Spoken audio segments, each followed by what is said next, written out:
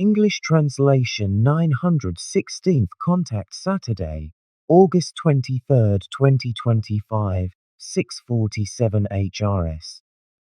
Here I am also, Edward, my friend, and I should report to you that Bermunder and Injana thank you once again. For what you advised them was, in their opinion, the correct thing to do, although I am amazed that you can apparently give such advice that the two girls are happy and content. Obviously, the last few weeks have not been like that in any wise.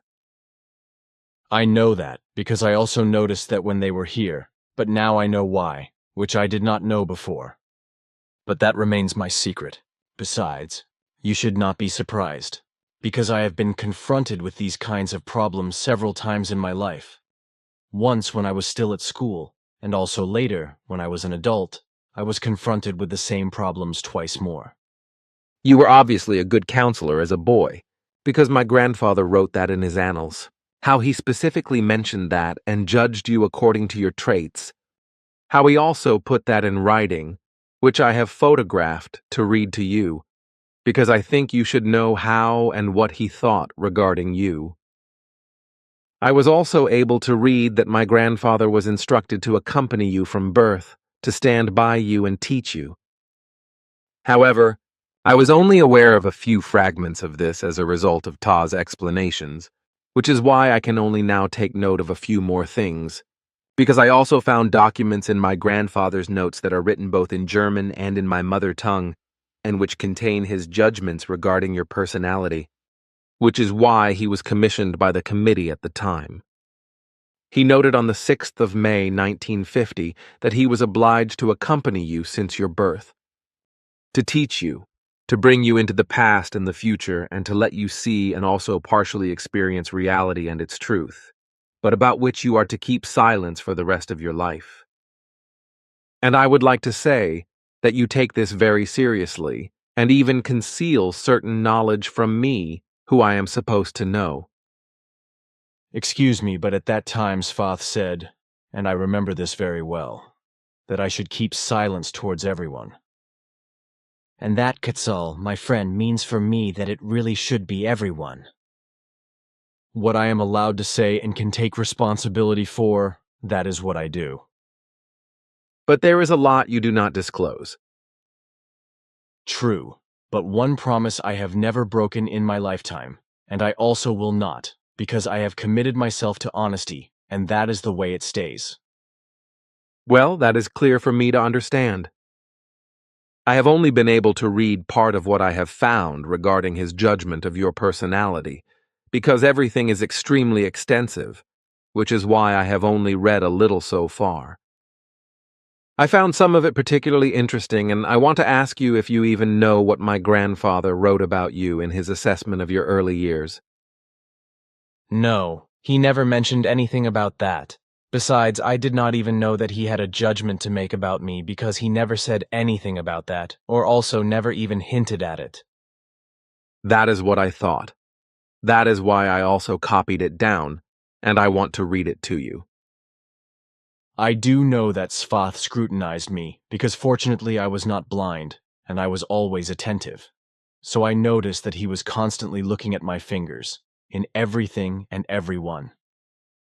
However, he never said a word about it, but I could always see from his physiognomy that he was satisfied and never criticized me. That was also not surprising, because his overall judgment of your personality did not cause him to reprimand me, quite the opposite. After all, he also never did that, unlike the religious sectarians who criticized me at every opportunity. You will probably never forget that. Also, certainly not by the fact that the whole thing is in the past and you do not usually think about it. Right, and that is why it is also not necessary for us to talk about it. That is also true, but if you are interested, I would like to read you what my grandfather wrote back then as an assessment of your personality, because he was in charge of it. I am not really interested in that, because I know that I have always tried to behave correctly and decently and humanely in life, and have never done anything wrong to a human being or any other living being. I am well aware that I am no angel, and that I at least cause offense by the fact that I always say uninhibitedly and openly what is effectively the truth, which unfortunately always causes anger among those human beings whom I step on the tail. Especially among religious believers, who do not understand that I am not attacking them as human beings, but the hypocrisy of the religion in question. This, just as they also do not realize that I do not want to discuss this topic with them, because I do not want to argue with them about their faith, nor do I want to dissuade them from their erroneous religious beliefs. If they fall away from their erroneous delusion of faith, then this cannot be done by me, because I do not indoctrinate them, but they have to become effectively self-thinking and self-deciding, which then requires that they finally recognize reality and its truth and turn to it alone. They have to recognize for themselves, through their own uninfluenced, rational and clear thoughts, that it is not a dear God, Savior, or Saint, or their God creation that they believe is omnipotent, but the existential nature of everything that exists, which we earthlings simply call nature. This is because, at least at present, we have no other term for it. Creation is nothing other than the universe-wide nature with all its fauna and flora in the entire sevenfold realm of creation, the entire cosmos with all the Milky Ways, the celestial bodies or the suns, as well as the planets, the space dust, the meteors, comets and asteroids, etc. Creation is therefore nothing other than the all-encompassing nature, which is the entirety of the existence and activity of everything existential, and which can and may be called self-creation in independence, with good and clear knowledge and understanding, as it can also be called creation entity, or all-creating creation entity, etc., or simply nature or nature entity, as it has been since time immemorial, or simply what it really is, namely creation. And this has absolutely nothing to do with an imaginary and fantasized God, Savior, or Saint, as is contrary to this through lies and deception in various forms of religious delusion to all believers in the delusion of God, believers in the delusion of salvation, and otherwise all believers in every sect and religion of every faith of every kind and form. Effectively, no further explanation is needed, because with your words you have clearly stated what Where Bartley de Most hold, as we say when something is clearly stated and explained, which is correct, and Takalis. I know that, because you have said that before, but I also want to say, in deviation, that there is real and total peace here in the Ankar universe, and among all the peoples of our Federation, and among all human beings. And according to the earthly calendar, there has been for almost 53,000 years. And you are aware of the connections, so I do not need to mention them specifically. In our country, everything is federally regulated in such a way that crime and criminality do not exist, nor does addiction to drugs because such products do not exist in our country. Alcoholism and drug addiction, etc., which are prevalent among many Earth humans, also do not exist in our country, although such products are in use here. What I want to say, however, is that it would be correct and good if I could read out and explain to you what my grandfather wrote as a clear judgment about you, and how he summarized it with various other explanations that concern you in the future and also unpleasant events in the earthly world. You cannot, I think, give me any reason why I should not do this because Your words and your will are again your heavenly kingdom. that counts as an invitation for me, and so hear then what my grandfather's clear judgment was, to which he was officially commissioned, and still privately elsewhere created some things and also named them with separate insertions and provided them with special notes in addition to that, but which I leave out because everything he passed on to make it known era-wide and also Federation-wide, because our peoples were interested in it. But now listen to what he has written, which you will not know. Excerpt from Svath's Notes of May 6, 1950, 2346 HRS. As a commissioner, I have to assess Eddie, whom I will henceforth call Edie for short, and clarify what emerges in him as a whole in relation to his true humanity, which encompasses a great deal and also made it necessary for me to concern myself strictly and extensively with his future way of life and to fathom what will emerge for him in life. At the same time, I also want to mention various things, such as events and incidents, as well as events that will undoubtedly occur far into the future after the millennium.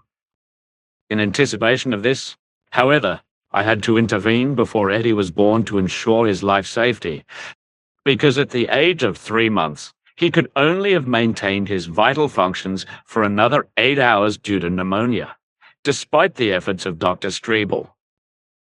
Through my intervention, however, the loss of vital functions was averted and recovery was also initiated, after which Eddie made a full recovery within 11 days. Note: at the age of 6 months, Edward fell ill with pneumonia a second time, and this time Svath also intervened again because Dr. Strebel was unable to do anything. Apparently, this tendency to pneumonia had been passed on to him by his father, who, like Edward later on, suffered from this illness once or twice a year, which also affected his son likewise for many years. I had to judge both the totality of his intellect and reason, as well as his intelligentum and the resulting intelligence, but I also had to fathom his character, his way of thinking, and his abilities and behavior, as well as his real attitude in relation to various positive values and negative unvalues of many kinds. Eddie is truly the correct personality to fulfill the mission of spreading the teachings of Nocodemion. As I accompany him and have to judge him in the negative and positive, as well as in all the values and negative values of his character, his attitude and his overall behavior, I have come to realize that at his earthly age he is more mature and also much more capable of judgment than an earth human of the same age and gender. He has traveled with me in past and future ages, whereby he is many years older than his earthly age, due to the chronokinesis that has taken place and is necessary in each case. This will often be the case in the time to come, as will also be the case with my successors, as a result of which he is years older than his earthly lifetime. His logical thinking, as well as his independence and extremely responsible self-action, unfortunately still lead him to overlook the emotional needs of certain adult male fellow human beings who have fallen into the faith of a strict religious community and who behave dismissively towards him and maliciously harass him with insults.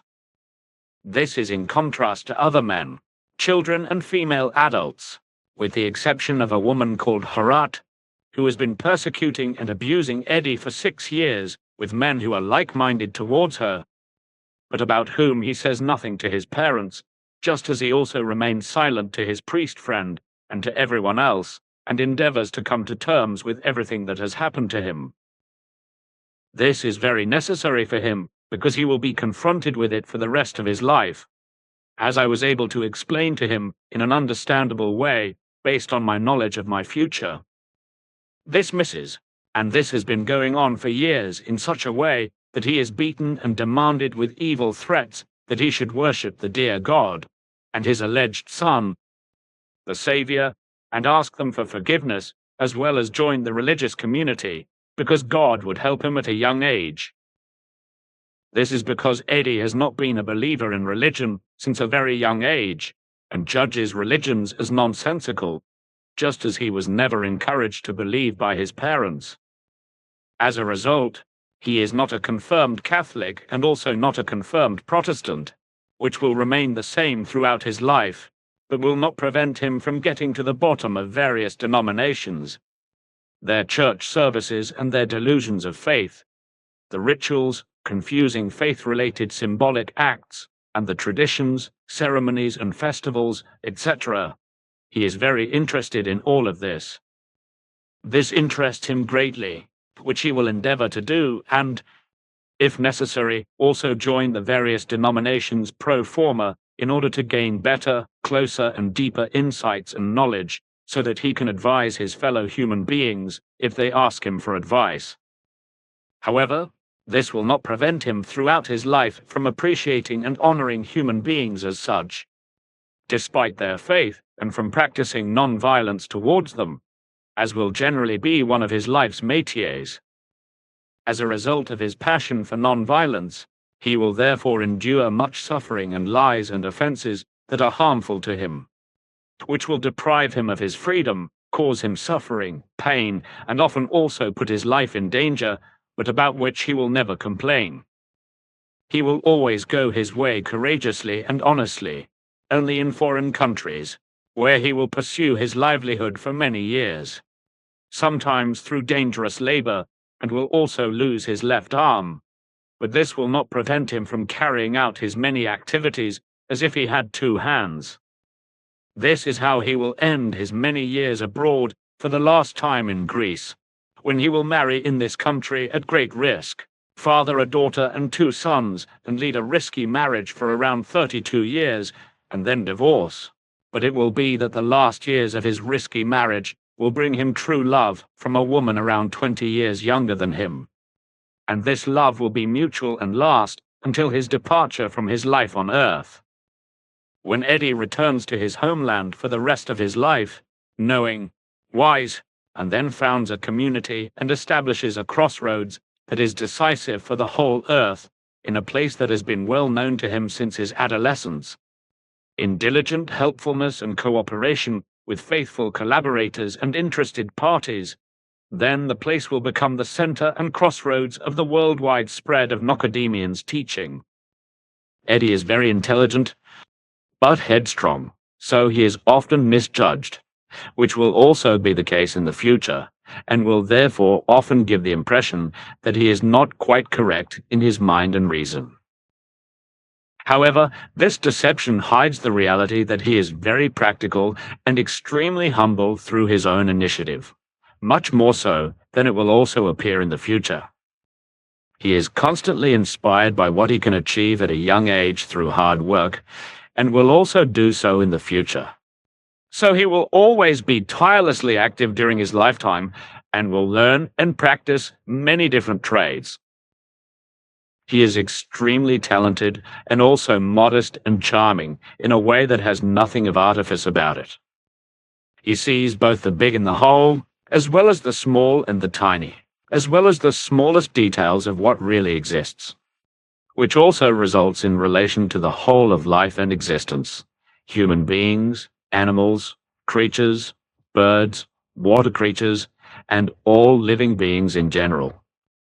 In certain situations, he becomes eccentric, consciously concealing many of the values of his outstanding personality, which nevertheless reflect many conventional or old-fashioned truths that can only be recognized when he is closely observed.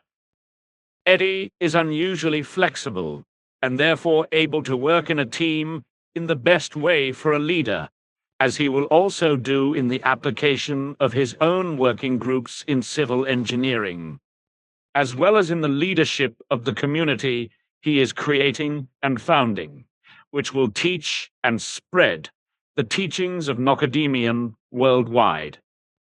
He will use his intelligence, deeds, and strength to do all of this, and seek to teach human beings on this earth that they should not harbor the planet, but rather shape it into a better world, and not destroy it. But contrary to this, the opposite will nevertheless be done.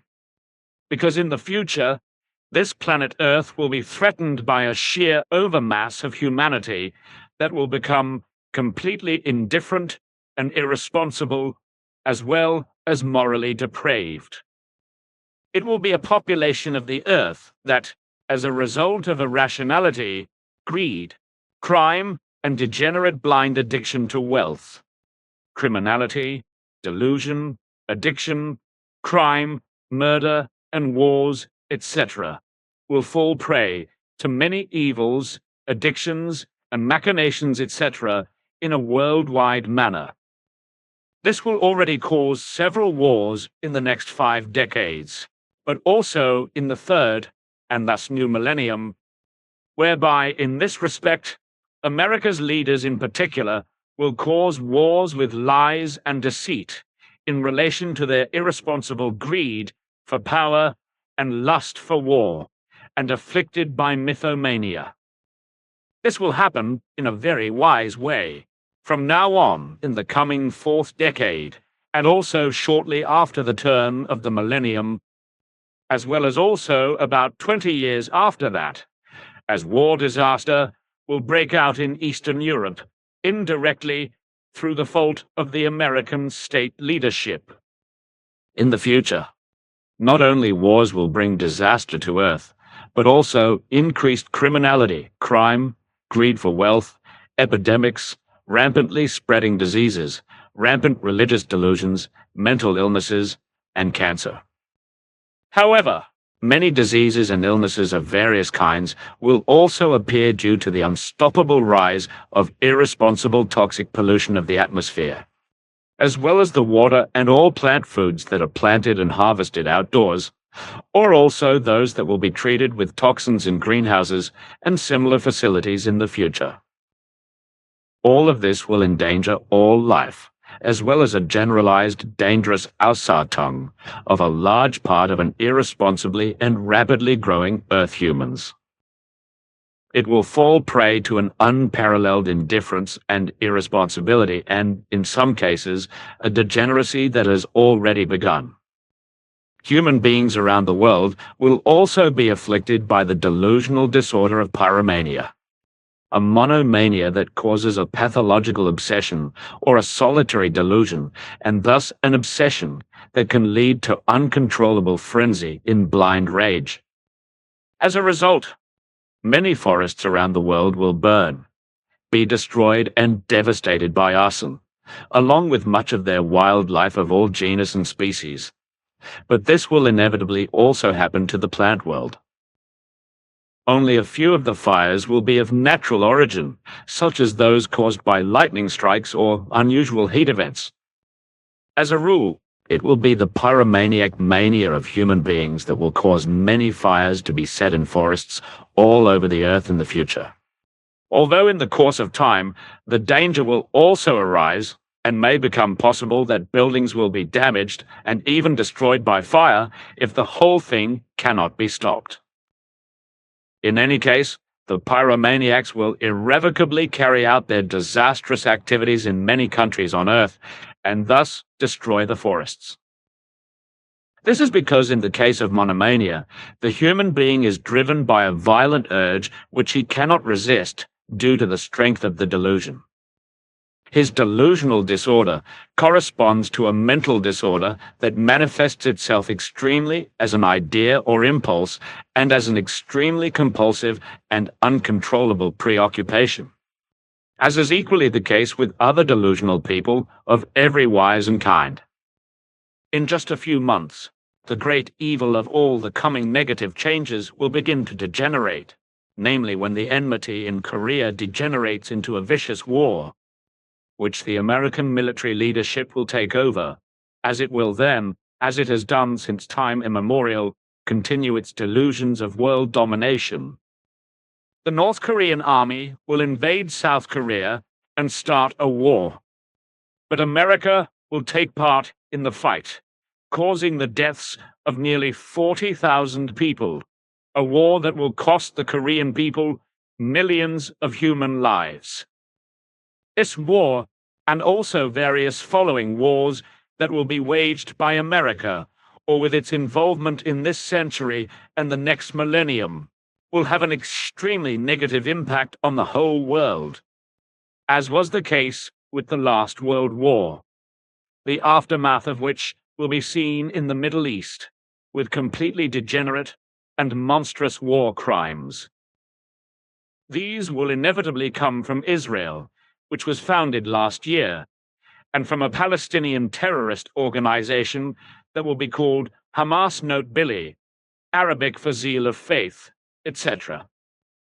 This terrorist organization will then start the war, but a Hitler-like Israeli warlord will commit monstrous war crimes with impunity, which will be as criminal as all those committed during the last World War under Hitler's leadership. This, while a strange world war lasting several years will be waged in Eastern Europe through the fault and secret cooperation of America, because weapons, etc., will be supplied to one of the warring parties as a result of inexplicable hatred of the other warring party, whereby the war will continue for a long time in a senseless and irresponsible manner. Then the danger comes from the action of supplying weapons, and as a result of the biased and lowly intelligent, thoughtless and confused speeches of the incompetent and loud-mouthed leaders of Europe, because this leads to an escalation of the other party and forms a retaliatory reaction that threatens a far-reaching war. This will therefore be solely through the hateful ones who will supply weapons, etc., as well as through the cooperation of America. While Russia, as the Soviet Union will then be called, and will lose this name, will oppose it, and extremely unpleasant things will come to the fore. Because the powerful of the European states, who are addicted to a complex hatred, will drive this nonsensically high, for which there can then be no real explanation. All order among the peoples will be undermined in a wise way, because the powerful empires of the world will seize might and ultimately deprive the peoples completely of their freedom, because they will subjugate all peoples through constantly new laws, decrees, and rules, etc., in the state governments. These powerful people of all kinds will therefore completely rob the human beings of the nations of their own ability to make decisions and act, and even thinking for themselves may become a criminal offense. Private finance will also succumb completely and fall under state control and bank control, because the peoples will not endeavor to prevent this due to their indifference, fear, irresponsibility, and belief in authority, as a result of which the peoples will fall into absolute immaturity in this respect. In this respect, a new technology will also be introduced, which the peoples in general will not be able to resist and will lose their independence, which will begin in a fundamentally uncontrolled manner in just 3 decades, and then take its unstoppable development and course into the next millennium, catching humanity unprepared. This will also be the case with mechanical calculating machines, note Billy, today called computers, as well as automatic machines, laboratory machines, note Billy, today called robots, which were first invented and constructed more than 80 years ago. Note, the oldest surviving automaton is the Strasbourg rooster from around 1350, which will very quickly cause a furore. This development, which currently still appears futuristic, will, however, progress very quickly to the extent that human-like machines, Billy's note, androids, will be developed from it, whereby their development will soon begin, and this new technology, Billy's note, androids, or artificial intelligences, which will look like human beings in form, and will hardly be distinguishable from them, will ultimately become independent and bring disaster to Earth humans.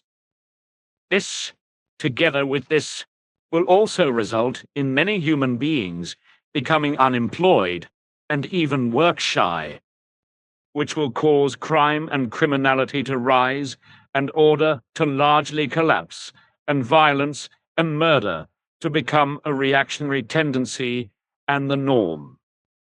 From the beginning of the next millennium, artificial intelligence will be used worldwide by state leaders, administrations, financial institutions, the military, corporations, and also many companies, as well as criminal elements, criminal organizations, and all kinds of groups.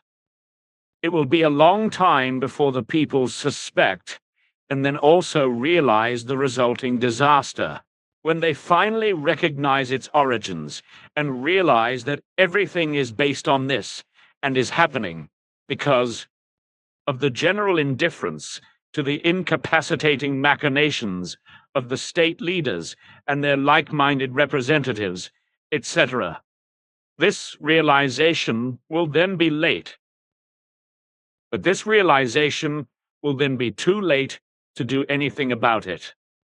Furthermore, it will come about that the complete indifference and irresponsibility of Earth humans will cause them to grow massively into a sheer mass, which will largely bring about the coming destruction and annihilation of the planet, namely through the senseless and irresponsible exploitation of its natural resources, which will result in a dangerous displacement of the planet's interior. This, as the future Earth humans absolutely thoughtless and completely unscrupulous, criminal machinations have already been in the making for some time and will have such an effect in the coming period that the climate will be completely overturned and thus bring undreamt of catastrophes and zone shifts. And what has been going on for a long time, but will become ever more blatant, will continue to happen irrevocably. The majority of the Earth's plant world, as well as the wild world of life forms that move themselves in the most diverse wise, will largely be driven into the abyss and to the edge of the abyss of all living things. That is as far as this is concerned, which is absolutely certain to be inevitable and to come. The devastating and destructive things that have already occurred in the past as a result of evil and irrationality, as well as the uncreative attitude and similar actions of Earth humans, are threatening to repeat themselves in a terrible way, for which America already created the beginning 5 years ago with the Hiroshima-Nagasaki crime.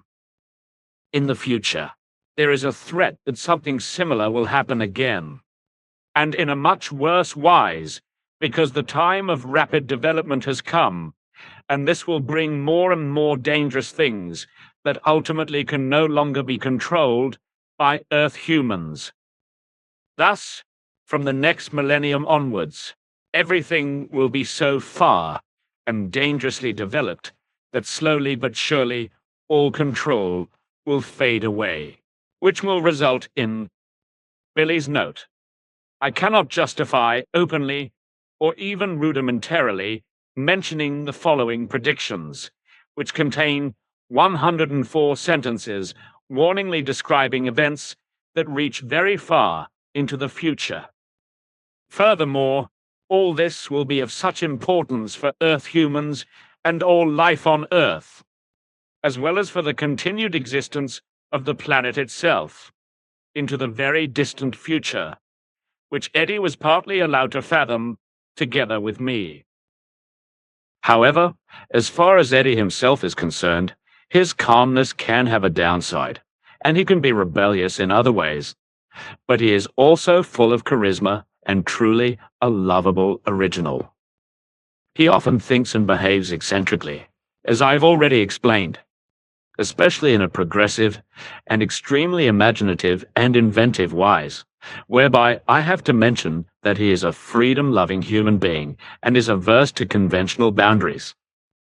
Unfortunately, neither now nor later in his life on Earth can he bring about and realize his visions, either now or in the future of his teaching work, to the extent that he sees as necessary, and knows that this would be necessary in order to bring humanity on this earth to the working mind and to reason, as well as to true humanity and peace. Thus he will only achieve what is possible, namely, only a small minority of Earth humans who understand his words of real truth and the Nocademionic teaching of truth, teaching of creation energy, teaching of life presented since time immemorial, thinking for themselves and not in the form of a belief. Consequently, they will recognize their truthful reality and be able to follow the teaching. This will enable them to benefit from their own striving and unfolding towards true human development, and to apply their correct and true behavior in this respect. But back to Eddie, who, as I have already explained, is a true original and full of charisma, but eccentric, as I have also already explained. He is a progressive thinker and is very imaginative and inventive, constantly trying to realize everything, often with success. He has self-imagined ideals, and he gets on well with human beings who have a similar way of thinking, a love of freedom, and a desire to pursue righteous interests and behavior. His whole being is real, and therefore effectively true knowledge and ability, as well as honest helpfulness, whereby he has already, at his still young age, developed a very exceptional potential of ability to give realistic and valuable guidance, counseling, and advice, and to offer valuable suggestions. So he is a human being, which I want to repeat again, because this corresponds to the need to understand him. A freedom-loving visionary, a human being with ideals that he himself has conceived and found in his world of thought. For his fellow human beings, he is difficult to grasp in terms of his entire being, as the human being often appears and behaves in a very changeable, distant manner. He is usually non-committal because, really taken, he does not want to bind himself to anything that obliges him. For his métier is that not a verbal or written commitment, but one in self-knowledge, and as an absolutely vital duty to fulfill what is rightly, what is to be done. This sometimes makes him seem aloof and reserved, almost cool, and if his ideas and diverse plans do not work out and fulfill themselves as he imagines, then he can also become uncomfortable in his behavior, because the failure of a thing contradicts his standing on his own 2 feet. So he continues to doggedly pursue what he has undertaken until he succeeds in achieving it. This uncomfortableness also manifests itself very strongly when a person close to him behaves disorderly in any actions, speech, or behavior, because then he does not shy away from becoming very vocal, which can even turn into shouting. But this is as far as it goes, because the emotion of anger that arises and breaks through only comes to the fore through the shouting and only degenerates into words, but never into anger or rage or even violence. Nothing is worse for Eddie than to be dependent in any wise, especially on persons whom he cannot correct with reason and good and valuable advice. The same applies to circumstances that are arranged by fellow human beings in a way that is wrong and also unworthy and harmful to him or others. For him, this means that he is most satisfied when he himself holds the reins and everything always runs, is done and produced pedantically, is lived freely and in a correct and responsible manner, and in a way that fully corresponds to correctness. As a conscious human being, Eddie has great respect for the thoughts and feelings as well as the emotions of his fellow human beings, although he often suppresses them towards himself, especially when he has to provide valuable advice or real physical help. And with regard to his entire behavior in this respect, I have quite specific details to mention, which require a lot more explanation, and therefore cannot simply be mentioned in a wise manner. So it can be said that he is completely sincere and absolutely consistent in his behavior, whereby every word and everything he says also corresponds to what he thinks and acts accordingly. Although he is sociable, helpful, and tolerant, he is also unpredictable and erratic. But this does not refer to negative things, but to the fact that sometimes his thoughts and actions unexpectedly and suddenly correspond positively to new values, which are generally correct and progressive. He is absolutely reliable, humorous, and good-natured, as well as friendly, although he has nothing against socializing if it is absolutely necessary, but otherwise he likes to avoid it. Eddie is always full of energy, and he always endeavors to achieve what he sets out to do, sparing no effort to do so. For him, anything good and reasonable is achievable if he has the will and also the interest and effort. So failure does not correspond to his mindset. Therefore, he always concentrates on his work in every wise so that it succeeds in good satisfaction, whereby he does not want to be distracted and therefore gives the impression of aloofness, which is also accompanied by the fact that he often rarely reveals his thoughts, feelings, and emotions openly.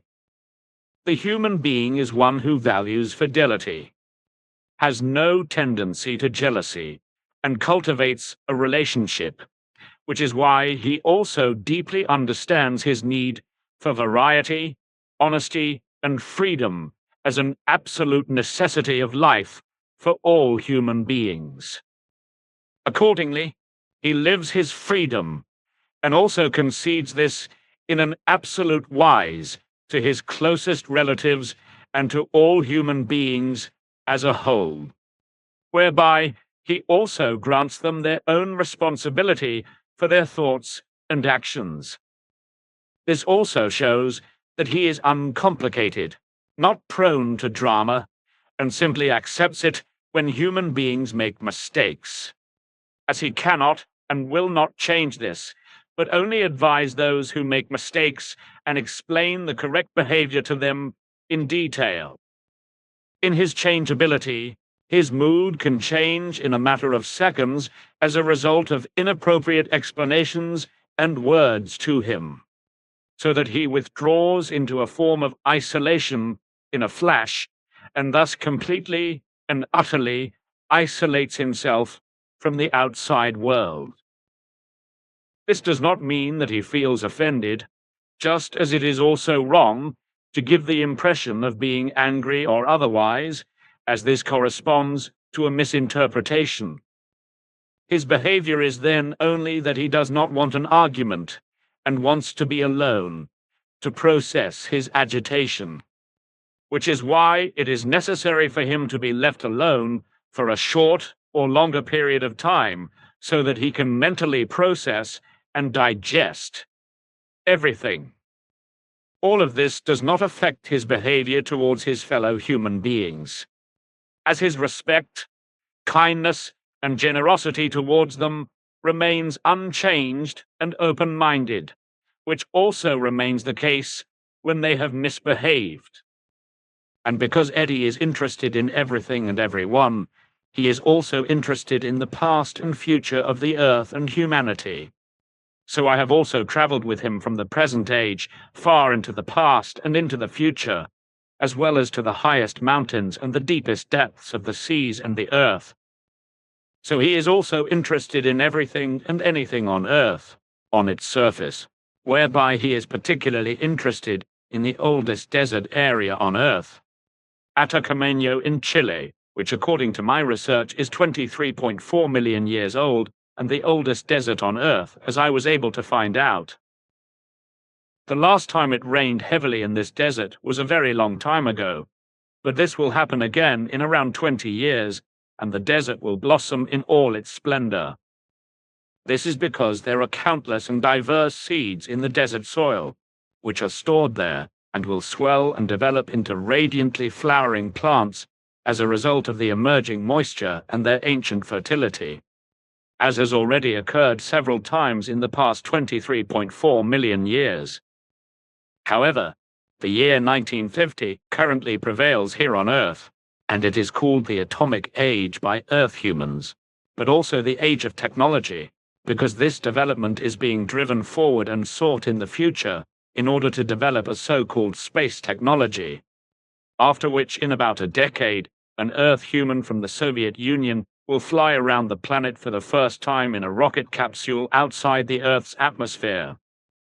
Sometime after that, America will carry out a suborbital flight with a rocket capsule, which will be followed years later by a number of companies preparing to go to the Earth's moon and land there, after which, however, these experiments will be shut down years later and not resumed until the new millennium, when they will be rigorously resumed and will be such that facilities are to be built on the moon and further exploration of the planet Mars is planned. But back to Eddie, and what else needs to be mentioned in relation to his personality. As a headstrong human being, he remains non-committal in his wise nature, and can become quite uncomfortable if attempts are made to change this with him. He is always busy and enjoys working, regardless of the type of work involved. He is fast-paced in a wise way that allows him to switch to and focus on something completely different from one second to the next. However, he gets bored when he has nothing to do or cannot turn his attention to something that interests him.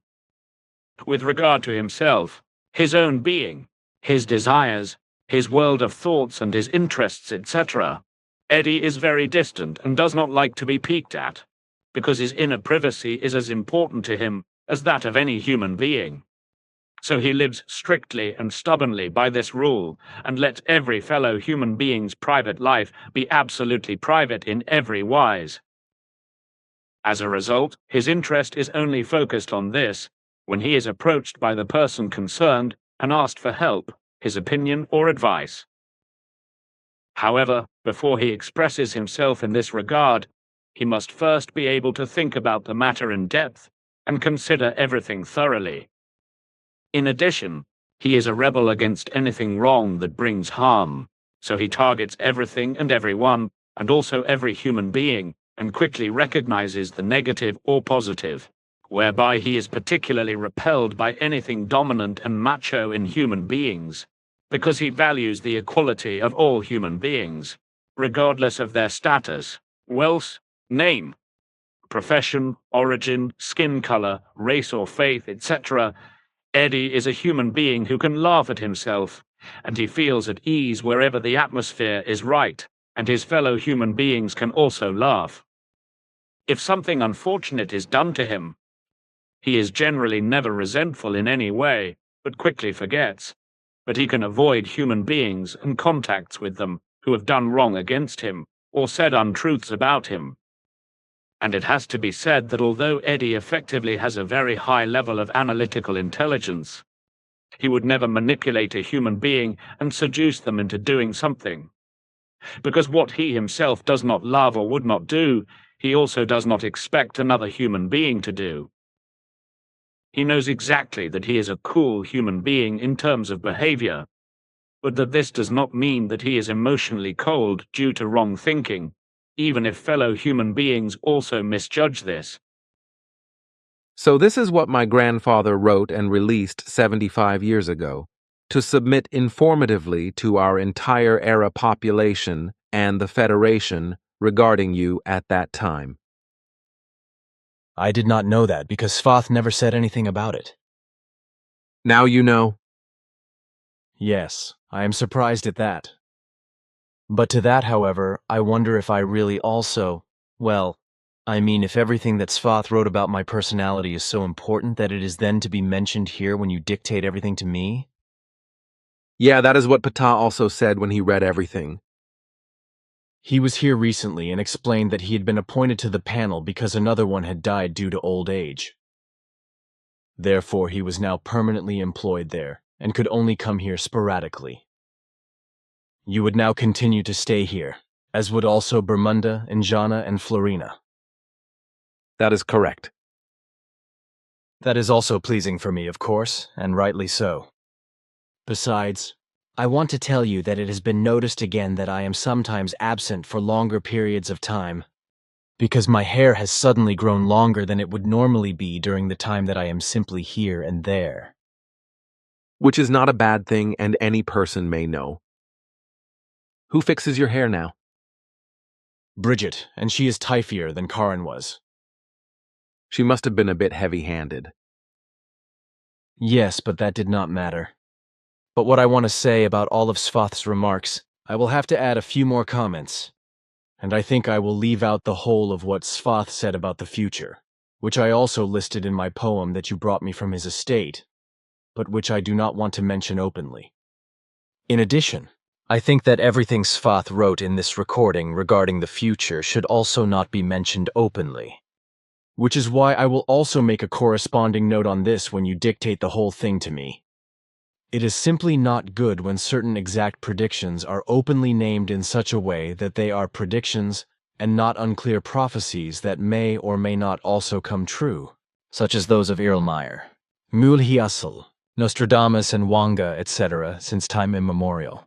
Such prophecies have generally been explained by prophecy decipherers, know-it-alls and other prophecy decipherers in terms of events and times, as they are simply thought up and fantasized by these specialists, which then terrifies the earthlings who believe in them.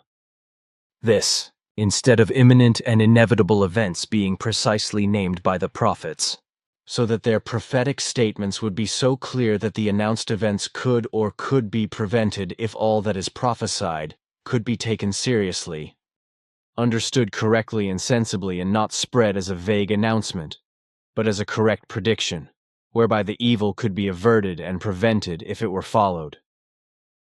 However, the earthlings do not give a damn, but continue indifferently and irresponsibly in the traditional style, and effectively breed and bring about every disaster. This has been the case since time immemorial, because when they feel like revenge and it suits their delusional thoughts, they simply start a war and let the devil loose, without consulting the people first to see whether they agree or not. For the madness of the war, which the rulers then unleash and which costs vast sums of money, the criminal scoundrels then take the taxpayers' money for this evil and criminal imbecility in order to spend it stupidly and nonsensically on revenge, insane ideas, primitive and pathological greed for power, and criminal murder, by keeping these miserable creatures safe in the dry and leaving them completely scot-free, and nobody does anything against them to put them in prison, while their primitive warriors and murderers of their murderous organizations, which they call military and army, murder fellow human beings, men, women, and children, and are killed themselves, for which they have previously paid taxes themselves. All this because the rulers, at least of those without conscience and scoundrels, can indulge in their war mania, against which the respective people do not do anything in any wise and do not let them disappear in a prison for a long time. But of course, there are their murderer organizations and security forces, the police, etc., who in their primitiveness immediately intervene and stop and prevent this, because they are absolutely the same as those conscienceless and scoundrels of the rulers themselves, so they also use violence and murder whenever possible. All the sensible and responsible people, who are only a small minority who never want war, cannot do anything about it. Like the other irresponsible part, the majority of the people, who in their indifference and irresponsibility are on a par with those of the rulers, who are absolute scoundrels without any conscience. That corresponds to the truth. But there is nothing that any people or its minority of the righteous can do or undertake against it. If the so-called forces of order intervene, which would have to prevent every disorder, as well as every injustice, and also everything of this nature of the orders and machinations of those in power.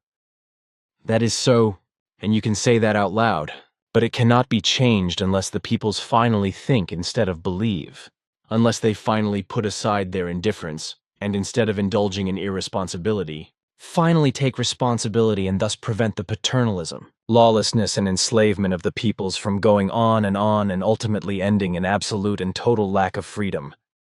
Oppression as well as absolute subjugation, servitude, and even serfdom, and worse than in bailiff times. But this is exactly what threatens to happen in the future, because the rich and super-rich will now set themselves up as rulers over the peoples, and, with the help of artificial intelligence, will seize power over the peoples and force them under their will, their lust for power and domination, and their greed for possessions. It remains to be seen how long it will take for the people to finally realize this and allow these power-hungry individuals to take away more and more of their freedom. So the answer to the question is superfluous, and human beings should think for themselves and give serious thought to why it has actually been possible to progress so far that cash transactions have already been largely abolished and payments can only be made by credit card. The indifference and irresponsibility as well as the absolute disinformation etc. by the media of all kinds have brought the earthling to the point where he no longer sees, perceives and thinks about the fact that he has already become so dependent on the governments through their patronizing and enslaving actions through ever and again new laws, rules, ordinances, regulations, and prohibitions, etc., that he now already goes along as an authority-dependent, authority-independent, and authority-dependent person without realizing it himself. This article, which I received from Manuel Brettbacher, proves that effective thinking and not faith is now important, and says exactly what Svath was already talking about when he made it clear to me about artificial intelligence that it would be used by governments in the future to completely control humanity and make it practically serfs. However, the fact that all this is possible is only due to the fact that the majority of humanity is absolutely and completely addicted to indifference, irresponsibility, and faithlessness, and has effectively decayed, lost the ability to think and act for itself, and to observe, perceive, and grasp reality and its truth. Godfather of AI reveals the only way for humanity to survive against Super AI Dan triad Geoffrey Hinton, known as the Godfather of AI, has expressed his concern that the technology he helped develop could wipe out humanity in the future. Bao Dan Try 19th August 2025. Geoffrey Hinton, a computer scientist who laid the foundations for the development of artificial intelligence AI, recently warned that there is a possibility that 10 to 20% of AI will wipe out humanity in the future. Hinton also doubts the ability of technology companies to control AI. It is not going to work in terms of tech companies' ability to control AI. They will be much smarter than us. They will have many ways to circumvent control, said Geoffrey Hinton. Geoffrey Hinton is considered the godfather of AI, who laid the foundation for the development of modern artificial intelligence photo, Pinterest.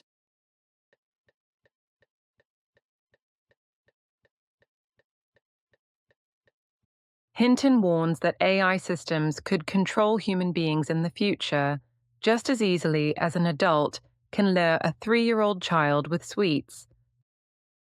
He gives examples of AI systems that are already prepared to deceive, cheat, and spread disinformation in order to achieve their goals. Hinton believes that the only solution for humanity's survival against AI is to endow AI models with a maternal instinct so that they genuinely care about human beings. Even if AI is more powerful and intelligent than the entire human intellect, rather than forcing them to obey human beings. As AI systems become more intelligent than human beings, they will quickly develop 2 goals. One is survival, the other is to find ways to gain more control. Any kind of AI will try to survive, commented Geoffrey Hinton. That is why it is important to integrate and encourage maternal instincts in AI models, he said.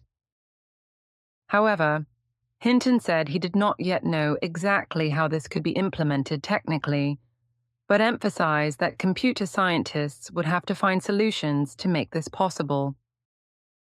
Emmett Shear, who served as interim CEO at OpenAI, said he would not be surprised if AI became smarter in the future, threatening human beings and bypassing shutdown orders.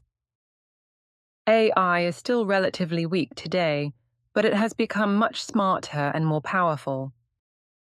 It is not going to stop, explained Emmett Shear.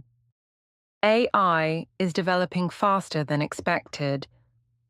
Many technology experts believe that AI is developing faster than humanity expected, and that artificial superintelligence, also known as artificial general intelligence (AGI), an AI system that can perform multiple tasks simultaneously, will emerge in the next few years. Geoffrey Hinton said he once believed it would take humanity 30 to 50 years to build an artificial intelligence, but now he sees that moment coming sooner. A reasonable estimate is that AGI will emerge within the next 5 to 20 years, Hinton commented. While Hinton fears that mistakes will continue to be made during development that could lead to AI spiraling out of control, he hopes that the technology will pave the way for breakthroughs in medicine and improve the quality of life for human beings. We will find revolutionary new drugs and have much better cancer treatments than today, thanks to AI will. For example, help doctors to analyze and link huge amounts of data from CT and MRI scans, commented Geoffrey Hinton. However, he does not believe that AI can help human beings achieve immortality. When asked what he would have done in the past if he had known that AI would develop as fast as it is today, Hinton said he regrets having focused only on getting AI up and running without paying attention to other issues. I wish I had thought about safety issues, Hinton said. Professor Geoffrey Everest Hinton was born on the 6th of December 1947 in London, England.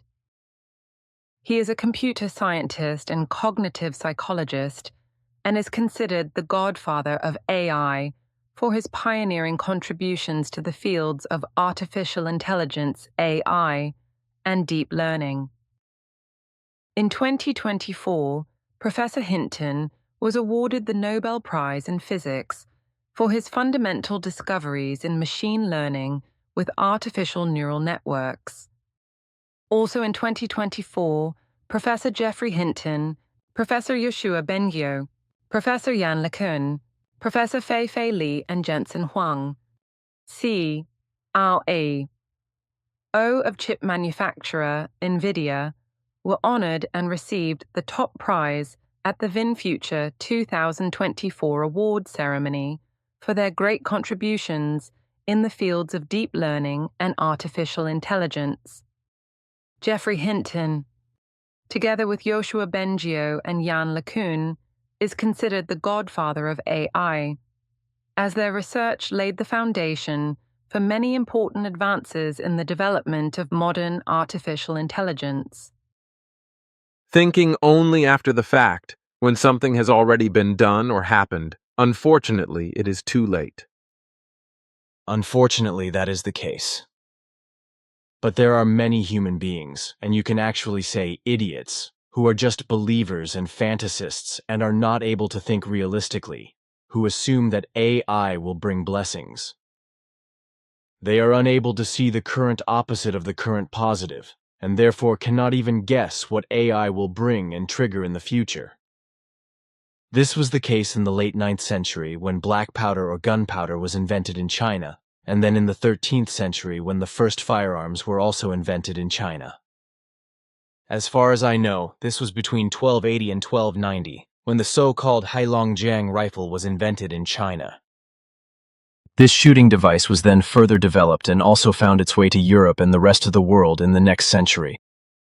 It did not take long, namely only about 10 or 15 years, until the so-called handgun appeared in Europe and the first murders were committed with it.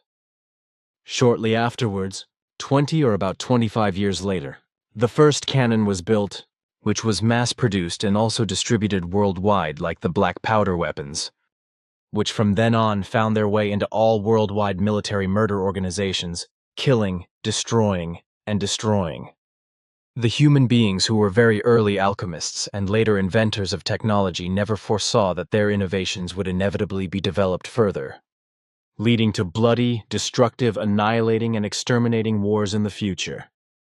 The early alchemists never even gave a thought to the fact that their invention, black powder, would inevitably be further developed through research and then ultimately be developed into high explosives, such as dynamite, cheddite and aldehyde, etc., as well as various NC powders or nitroglycerin propellants, such as cordite, which are used as cartridge loads for ammunition for rifles, machine guns, pistols and revolvers, as well as for guns and rockets of all kinds, etc.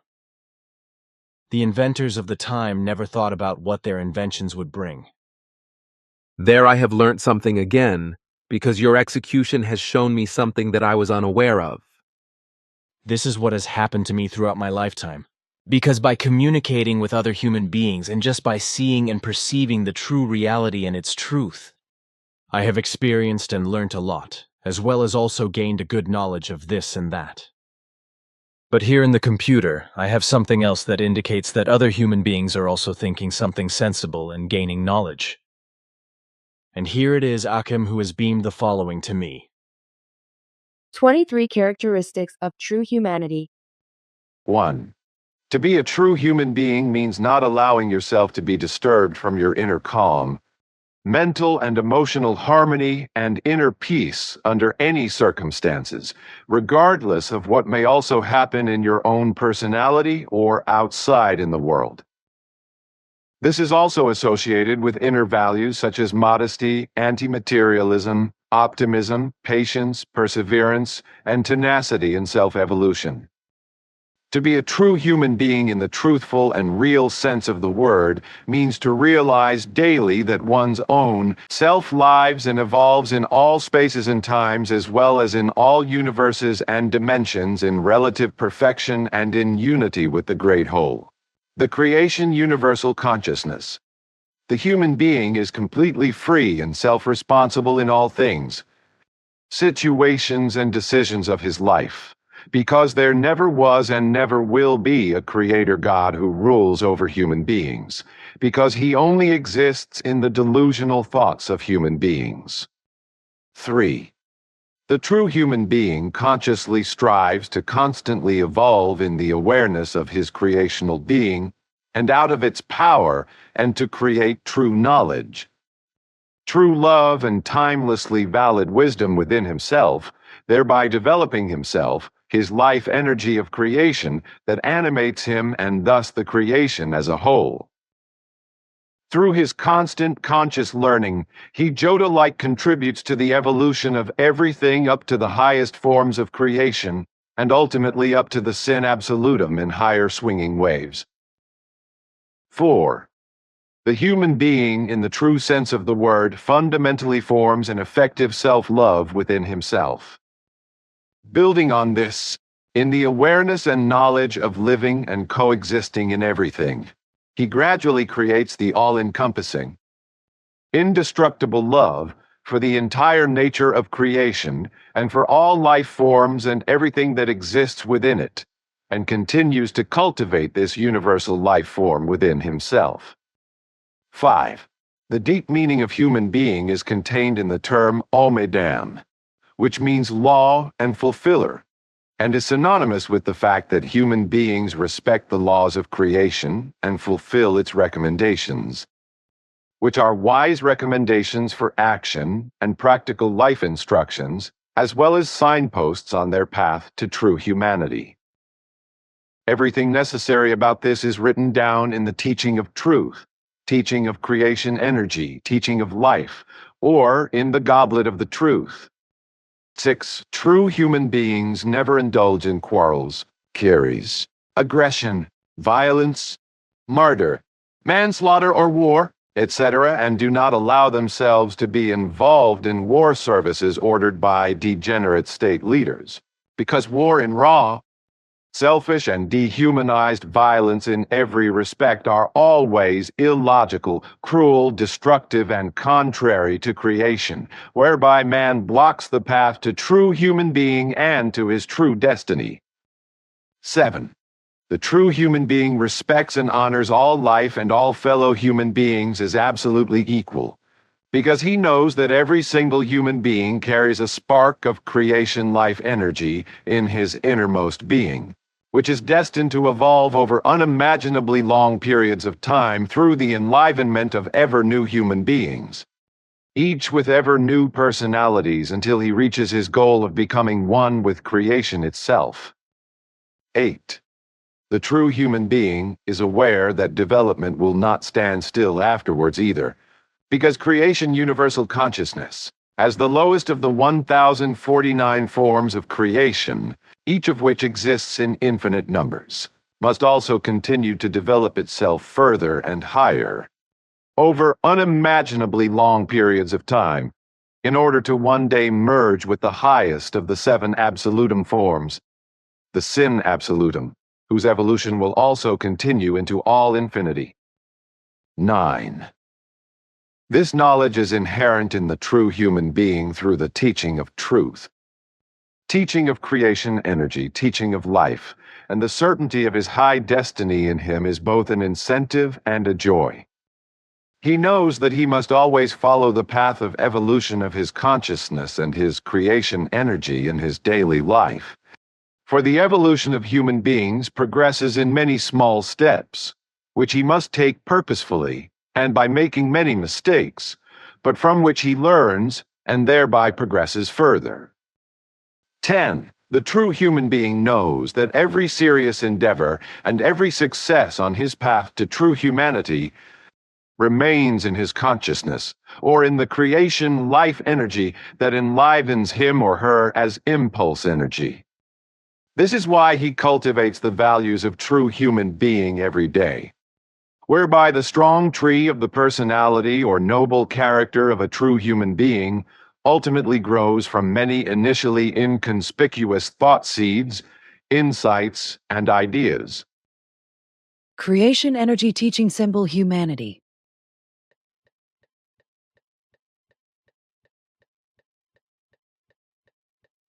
"12. A true human being does not judge other human beings and does not elevate himself above their faults, weaknesses, and character defects. They do observe human beings and recognize their faults, but they do so in a completely neutral wise. 13. He learns from this for himself by examining himself and recognizing whether he has the same faults, after which he analyzes and neutralizes them.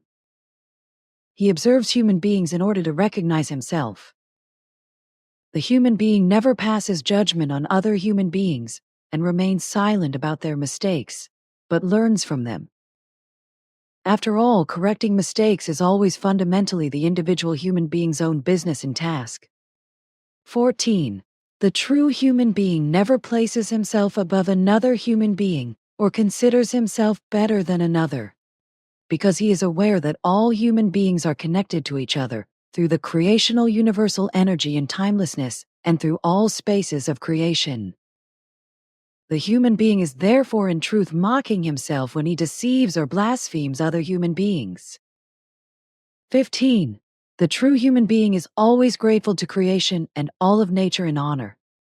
He knows that the innermost part of creation will always remain an immeasurable mystery to him as a human being, so that it is harmful and hinders his evolution if, in a fit of megalomania, he allows himself to be carried away into wanting to unravel the mystery of creation's innermost being. He therefore exercises patience and works with appropriate modesty on his evolution, which is the highest reward and price of life for him. 16. If a human being wants to be a true human being, he must first of all teach himself in all things of true humanity and dedicate his respect, his thinking, feeling, pondering and meditating to the laws of universal consciousness, which require him to develop within himself the luminous values of true humanity, so that they may shine ever more strongly and powerfully within him. 17. The true human being only teaches other human beings when they ask him for advice and help, and when he has enabled himself to teach through a certain amount of knowledge and wisdom. The human being then gives his help to the other person in a humble, objective, and neutral manner, and without using any illogical force or coercion. The true human being reveals only the pure truth to the seeking human being in a neutral, counseling, kind and appropriate and tolerable form as help for self-help, after which the fellow human being seeking help can continue to work on his own responsibility and continue on his path under his own power. 18. Being a true human being means being able to take a step back and listen when other human beings are moved by something they would like to share. The true human being never places himself at the center of attention and does not seek recognition, adulation, and worldly fame, because these are all unvalues that inhibit the evolution of his consciousness. 19. The true human being only reveals some of his creational knowledge when he is asked for it or when it is necessary to clarify a fact or denounce an injustice, etc., that is contrary to human being. Then he often has to use harsh, offensive, and clear words that ruthlessly expose the misbehavior of a human being, but which are never directed against his value as a human being per se, because the human being is and always remains inviolable in his dignity as a part of creation. 20. The true human being takes care of his physical health and avoids all extremes with regard to his diet, the care and maintenance of his body. The human being cultivates a connecting relationship with other human beings and nature. The human being also cherishes and nurtures his thoughts and feelings in a neutral, positive, balanced way, and always remains neutral towards himself and other human beings, thus maintaining his inner balance, preserving his health and prolonging his life so that he can consciously evolve for as long as possible. 21. A true human being lives in great joy and gratitude that he is animated by a part of the creation life energy, which the creation itself has created, and which enables him and the human beings who come after him, who are animated by this life energy of creation, to evolve into true human beings. He knows that he is responsible for everything in his life, and that there is no creator God, but only creation, the universal consciousness alone, which has created and continues to create everything. Knowing this makes him happy, joyful, and inwardly free, and allows him to consciously organize every day as a holiday in the creational sense on his individual path to true humanity. 22. The true human being cultivates and engages daily in healthy, neutral, and intentional meditation or contemplation in order to find peace within himself, to balance his consciousness and his psyche, and to listen to the creational impulses from his innermost being that are embedded in the depths of his consciousness.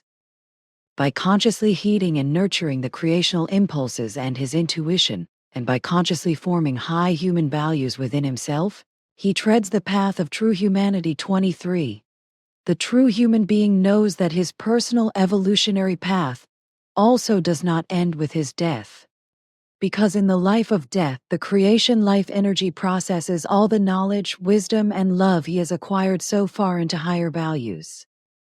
The quintessence of all true knowledge, all wisdom, and all love is impulsively passed on to the unconscious of the next, completely new human being in the evolutionary line of creation life energy, whereby the uninterrupted evolution of creation life energy and the human beings who animate it is guaranteed by the wise laws of creation at all times and in full until they merge with creation and beyond to the absolute being. Occam Wolf, 16th August 2025. This thought work written down is good, and it would be even better if it were generally learnt by individual human beings and lived according to it. It would be good and correct, I think, if you would endeavor to also publish this in your special time sign as well as in Aquarian writing. Then a great deal that is praiseworthy would be achieved and effectively more peaceful in our world. But so far the whole thing is nothing more than wishful thinking. But your wish can be fulfilled. What you want is easy to manage. Thank you, because I think the 23 points are good and worthy. I think so too. But look here. I now have questions from someone, namely from a woman, and as you can see here, she asks how life originated with us on Earth. I am supposed to answer that in a conversation with you, as well as this one about the corona rampantly spreading disease because she wants to know what is really going on. And this one about space because she cannot understand why people keep talking about space, because it has not started outside Earth yet. Nice handwriting. Of course, she writes that she can read the dialogue reports on the internet. Good. Then I will give the following as answers, as I have just learnt from your grandfather. Although all life originated on Earth, fundamentally in water, it also originated on land. That is why I said earlier that life has emerged from the Earth and the water. But the actual origin for it was brought from the vast expanses of the cosmos, namely through outer space itself, and through all the lowest life teeming in it, such as through space dust, hydrogen isotopes, comets, asteroids, meteors, gases such as oxygen, carbon, helium, and deuterium, etc., as well as through dark matter, dark energy, ice, radiation, nebulae, organic molecules, ionized atomic nuclei, subatomic particles, plasma, and also through foreign particles from the depths of the cosmos or from foreign worlds. These made it possible for something to develop on Earth and become life. Regarding the question about the corona rampantly spreading disease, it was not caused by bats, but was created in laboratories. The whole criminal thing was arranged in China, in that in the 1970s the American, with a vengeance, agreed with the then state dictator of China to create this rampantly spreading disease in a laboratory, which was then bred in 3 widely ramified laboratories.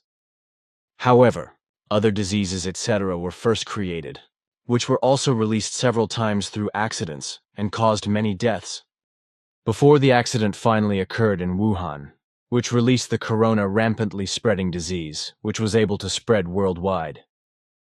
However, this is vehemently denied, especially by America, particularly by claiming that this or that species of bat etc. brought the rampantly spreading disease. And this lie has always been spread worldwide, with the result that laboratories in other countries are also conducting lying pseudo-research into the origin of the rampantly spreading disease in order to confirm the lying research of the Americans, because the truth must not be known. But I said and explained all this years ago. As far as space is concerned, we are not talking about solar space or the vast space of the sun. The solar system, in which the planets Mercury, Venus, our Earth, Mars, the asteroid belt, Jupiter, Saturn, Uranus, Neptune, and the Kuiper belt are located, and in which Pluto and many other dwarf planets ultimately cavort. And if you look further out into the solar system, you can see that it is surrounded at its outermost edge by the Oort cloud, which Earth humans call a spherical shell. This is gigantic and consists of icy objects which, according to terrestrial astronomy, are located at a distance of around 2,000 to 100,000 astronomical units AU from the Sun, where 1 AU is the average distance of the Earth from the Sun, corresponding to the large semi-axis of the elliptical orbit of the Earth, which is around 149,097,700 kilometers, around 149.6. According to our terrestrial astronomy, the Oort cloud is said to be the place of origin for countless long-period comets that are torn from their orbit by some external influence in order to wander through the solar system. This Oort cloud is the outermost known region of the solar system for all of terrestrial astronomy, possibly merging seamlessly into the Kuiper belt. According to terrestrial astronomy, the Oort cloud forms a spherical shell that surrounds the entire solar system. And as an Oort cloud, it does not form a disk, but is shaped by galactic tidal forces and the gravitational force of planets and nearby suns. Only after the end of the Oort cloud, which does not end abruptly, does space or outer space or the transition to interstellar space begin, but this is a gradual process, because outside the area of solar space or the heliosphere, the solar wind no longer dominates, but slowly decreases and outer space or outer space begins, which is a huge and almost perfect vacuum, but not completely free of matter and particles. This know-it-all assertion by narrow-minded earthly astronomy scientists only exists in their disguised brains. Moreover, outer space is only an all-vacuum or empty space compared to the Earth's atmosphere, because even if it also contains only very few molecules and particles etc., outer space or space is not empty, as all the cappers and other know-it-alls claim. It is therefore true to say that the actual universe or outer space begins outside the Oort cloud, outside the space of the solar system, as far as Earthlings are concerned, so it is not the space of the solar system. So the space of the solar system is not outer space, as crazily claimed by many know-it-alls and megalomaniacs and all those who are involved in flying to outer Earth space, or the moon, or the vastness of solar space. What you have explained should be understood. I also think so, because that is probably all that is required. Then this question here is from Alois Gertner, and he asks what I know about Russia, because he does not understand why the states, or their leaders, and large parts of the European population are so full of hatred towards Russia. As you can read here yourself, he also asks what I can tell him about how it is that a comedian and fool is at the helm in Ukraine and can beg for weapons everywhere and thus wage war against Russia. Ukraine is also a corrupt country that he knows very well because he has worked there for a long time and also traveled there and got to know many human beings and knows from many of them that they are Russia-friendly, contrary to what the newspapers and TV news say. Many Ukrainians, as you can read for yourself here, want to belong to Russia and be administered by it, he writes. He also asks here whether I know anything about the old history of Russia and Ukraine, because that would interest him. Yes, he writes that, as I read here. Do you know anything about both states and how they came about? Not much, just what I'd learnt from your grandfather when he took me through the past and explained this and that. I am afraid I do not know much more, and I can only explain a little of what I learned from Svath, because the whole of his teachings on the subject would go far too far. So I will just briefly explain a little and hope that this will be enough to give you an impression. I also have an article from InfoSperber that says a few things that are certainly of interest and which I will add to this. But what I want to say first is the following, which your grandfather Svath taught me, and which I will now reproduce here, at least as far as I can still remember it after almost 80 years. It is not very much, but I think it will be enough to answer the questions. Actually, the history of Russia goes far back into the past, and it was called something completely different in ancient times and subsequently had various other names. The history actually goes back to the Scandinavian Vikings, namely to their prince, who was called Rurik or Rurik or something like that, and who came to the country around 850 or so and founded the very first dynasty. In the course of time, around the 8th and 9th centuries, after Emmanuel, the name Kievan Rus began to be used for the area or country that is now called Ukraine. This developed into a tsardom in ancient times, around 1540 or 1550 or so, when it was called Kievan Rus, and later became the Grand Duchy of Muscovy, an empire. This is what I was taught by Svath. And what I still know from Svath is what is also being asked. I can really only answer the question about why Russia has been so hated for so long by saying that the low intelligence of Earthlings knows no bounds, and that there is actually a clear answer to this, which I will give. There has always been a mixture of political and cultural factors that contribute to this hatred, but they are fundamentally ridiculous. This is because, fundamentally, the hateful rejection and enmity that is harbored towards Russia is cultivated by various actors of the old and new times for reasons of envy, abnormal imperiousness, etc. But first, this. The vast territory of Russia was already inhabited by human beings almost 560,000 years ago, as I saw and experienced together with Svath. But around 140,000 years ago, a climatic change began, which lasted until about 40,000 years ago, and changed everything.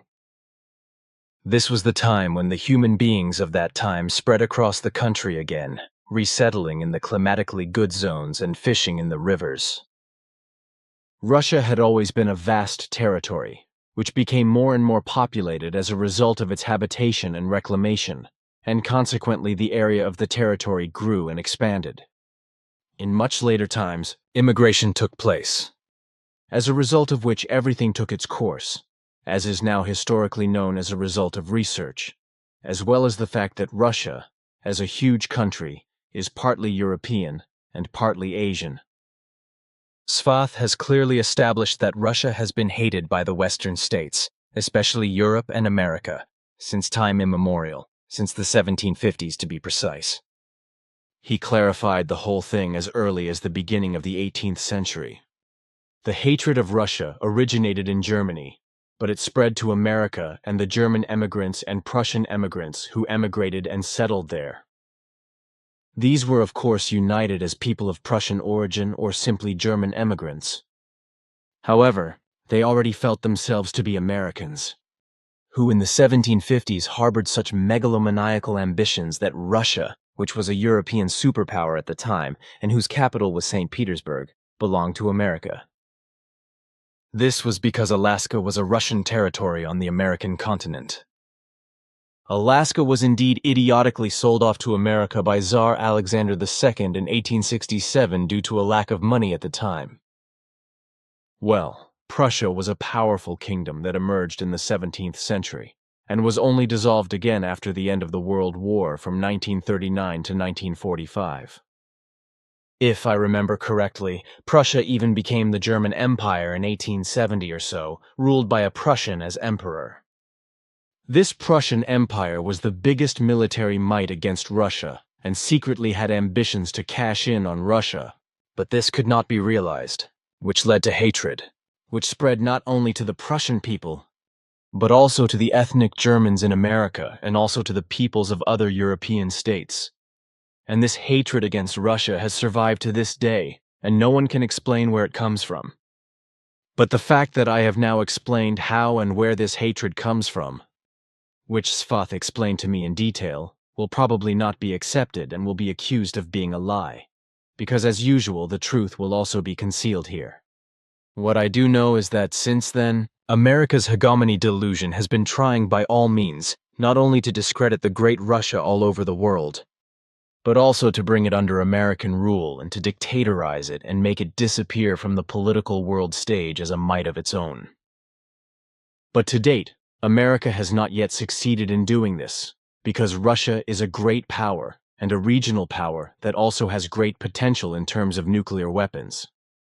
Furthermore, it turned out that in more recent times, many states belonged to Russia when the Russian Empire was created, such as Armenia, Azerbaijan, Estonia, Georgia, Kazakhstan, Kyrgyzstan, Latvia, Lithuania, Moldova, Poland, and also Tajikistan, Turkmenia, Turkmenistan, Ukraine, Uzbekistan, Belarus as it is called today. Then, finally, the large part of the vast territory became the Soviet Union USSR in 1922, which ended with the resignation of USSR President Mikhail Gorbachev in December 1991, whereby the name Russia was publicized and the state came into being as the Russian Federation. And that is the summary in a nutshell, because there would be too much to say to summarize everything important. So now I just want to show you the Infosperber article, which actually confirms what Alois Gertner writes. The very different history of the Crimean Peninsula. It was Ukraine, not Russia, that seized Crimea against the will of the local population. Against the will of the local population. Urs P. Gash. Bay in the Holiday Paradise of Crimea. Copyright Devoyan/deposit photos.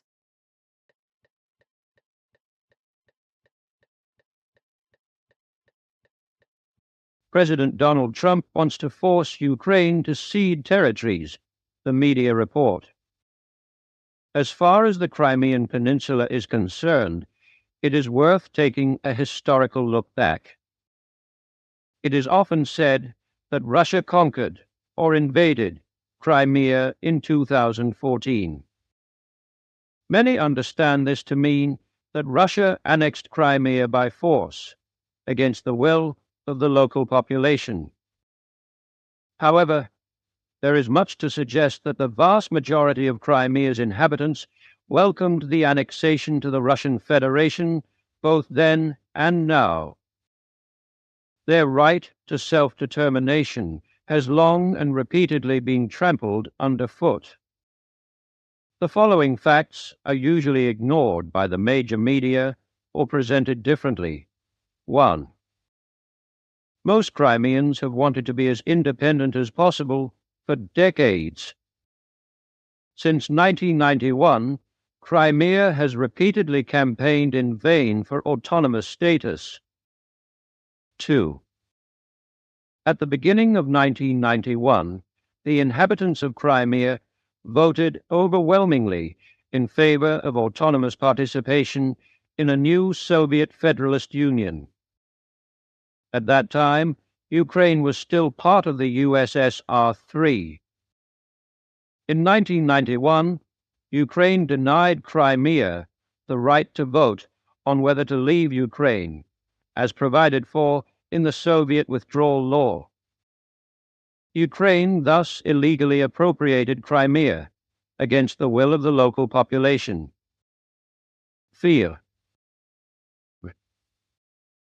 Since 1991, the inhabitants of Crimea have democratically elected pro-Russian candidates several times with overwhelming majorities, and not anti-Russian, one-sidedly pro-Western or Ukrainian national candidates. 5. In 2014, after the pro-Western coup against the government in Kiev, secessionists organized a vote in Crimea so that the population could decide on its future. With its military presence in Crimea, Ukraine wanted to prevent the vote because it was illegal under Ukrainian law. Armed Russian soldiers intervened and kept the Ukrainian military at bay. 6. The annexation of Crimea by Russia in 2014 was illegal, but not against the will of the majority of the population. This has been confirmed by several Western opinion polls in Crimea. Analyzing the events is challenging because, as in any conflict, there is an information war. The Crimean Peninsula in the Black Sea plays a geopolitically strategic role. All the more reason for many sites to try and spin the story. Wikipedia, which is under the influence of the US Wikimedia Foundation, is also not very reliable when it comes to politically sensitive issues. ZVG, a meticulous chronological sequence, can shed some light on Ukraine's recent past. 1783. From 1783 to 1991, Crimea belonged to Russia or the Soviet Union. 18 October 1921. Crimea has had its own parliament since 1921, as the Crimean Autonomous Soviet Republic within the Russian Soviet Federative Socialist Republic, RSFSR. 30.6. 1945. The USSR downgrades Crimea from an autonomous republic to an autonomous region with fewer rights. 19th February 1954. Khrushchev and the Presidium of the Supreme Soviet Parliament transfer Crimea within the USSR from the Russian Soviet Federative Socialist Republic to the Ukrainian Soviet Federative Socialist Republic. Crimea retains the status of an autonomous region. 6.3. 1990. The Supreme Soviet approves a withdrawal treaty, which is then forwarded to the Soviets of the individual Union republics for ratification. 3rd of April 1990. The USSR enacts a withdrawal law that gives the Soviet republics such as Ukraine and autonomous regions such as Crimea the right to secede from the USSR or join a new, looser Soviet Union. The withdrawal law explicitly states in Article 3 that a Union republic comprising autonomous republics or autonomous regions must hold the referendum for each autonomy separately. See footnote 2. July 1990. Gorbachev proposes a new Union treaty to transform the Soviet Union into a decentralized federal union, and thus halt its disintegration. Crimea organizes a referendum on the basis of the USSR's withdrawal law. 93% of those voting in Crimea voted in favor of the restoration of the Crimean Autonomous Soviet Socialist Republic as a subject of the Union of Soviet Socialist Republics and as a party to the Union Treaty. The yes vote corresponded to 75% of all 1.8 million eligible voters. 20. January 1991. In the event of the dissolution of the Soviet Union, Crimea wants to become an autonomous unit of the new Soviet Union, independent of Ukraine. However, Ukraine argues that the referendum in Crimea is illegal because, according to the withdrawal law, the Ukrainian Soviet Republic must first leave the USSR. Only then can Crimea decide whether it wants to leave Ukraine. However, once Ukraine is independent of the USSR, it is no longer subject to the Soviet withdrawal law. To this day, there is not a single professor of international law who represents the Ukrainian interpretation of the Withdrawal Act. 13.2. 1991.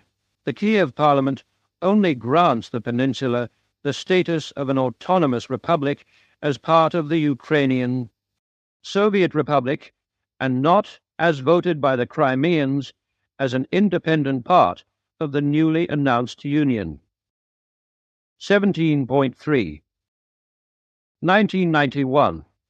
A large majority of voters in the USSR vote in favor of the Soviet Union remaining part of the new proclaimed Union. 12.6. 1991.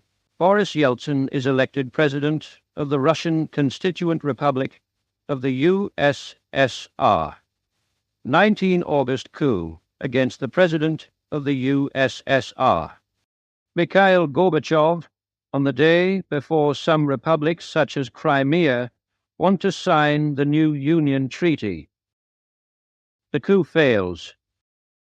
20 August 1991. Planned date for the signing of the new Union Treaty. The coup of the previous day prevented the signing. The new union does not materialize. Because the new union fails, Crimea cannot participate in this union as a sovereign republic independent of Ukraine, as it had decided. 24th August 1991.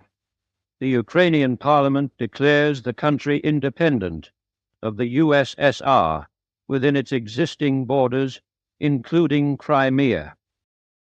4 September 1991. The Crimean Parliament disagrees and declares Crimea to be autonomous within the Russian Federation, that is to say, not part of Ukraine. The conflict remains unresolved. Kiev has the upper hand because Crimea neither has its own military nor can it be supported by the collapsed USSR. 1.12. 1991. In Ukraine, 90% of those entitled to vote also vote in favor of the country's independence from the USSR. In Crimea, many voters refuse to take part in the Ukrainian referendum as they do not consider themselves part of Ukraine. Even of the 63% who took part in the vote, only 54% voted in favor of Ukraine's independence from the USSR. This corresponded to 1/3 of all eligible voters. The vote on the independence of Ukraine on the 1st of December 1991 took place on the basis of the Soviet law on the procedure for deciding questions in connection with the withdrawal of a Union Republic from the USSR of 3rd April 1990. Article 3 of this withdrawal law of the USSR states 1.12. 1991. In a Union Republic comprising autonomous republics, autonomous oblasts, and autonomous districts, a separate referendum shall be held for each autonomy. The peoples of the autonomous republics and autonomous formations retain the right to decide independently on the question of their residence in the Union SSR or in the departing Union Republic, as well as the question of their constitutional status. To Crimea was an autonomous republic and therefore had the right to vote independently on its constitutional status. 2a. However, Ukraine denied Crimea this right on the 1st of December 1991 and also later, after Ukraine's withdrawal from the USSR against its will. Ukraine thus illegally appropriated the peninsula. 26.12. 1991. It can be assumed that a majority of Crimeans would have voted in favor of remaining in the Russian Federation as an autonomous Crimean republic that did not belong to Ukraine. Dissolution of the Soviet Union. The upper house of the Supreme Soviet of the USSR, the so-called Council of 26 December 1991 Republics, declares the existence of the Union at an end. The Withdrawal Act thus loses its validity. 5.5. 1992. Crimea adopts a law on the declaration of state independence of the Republic of Crimea and orders a referendum on it for the 2nd of August 1992. This was to make up for the referendum on the future of Crimea that was refused by Kiev on the 1st of December 1991. Ukraine threatens the Crimean MPs with prosecution for separatism. Ukraine will never allow a peaceful separation. June 6, 1992. The Crimean Parliament adopts a new constitution, 3a. It provides for Crimea to be part of Ukraine, albeit on a federal basis. However, Article 9 also provides for association with other states. The Crimean Parliament wants to put pressure on Ukraine to grant it greater autonomy. 13.5. 1992. The Ukrainian Parliament in Kyiv declares Crimea's planned independence law unconstitutional, but promises Crimea greater autonomy.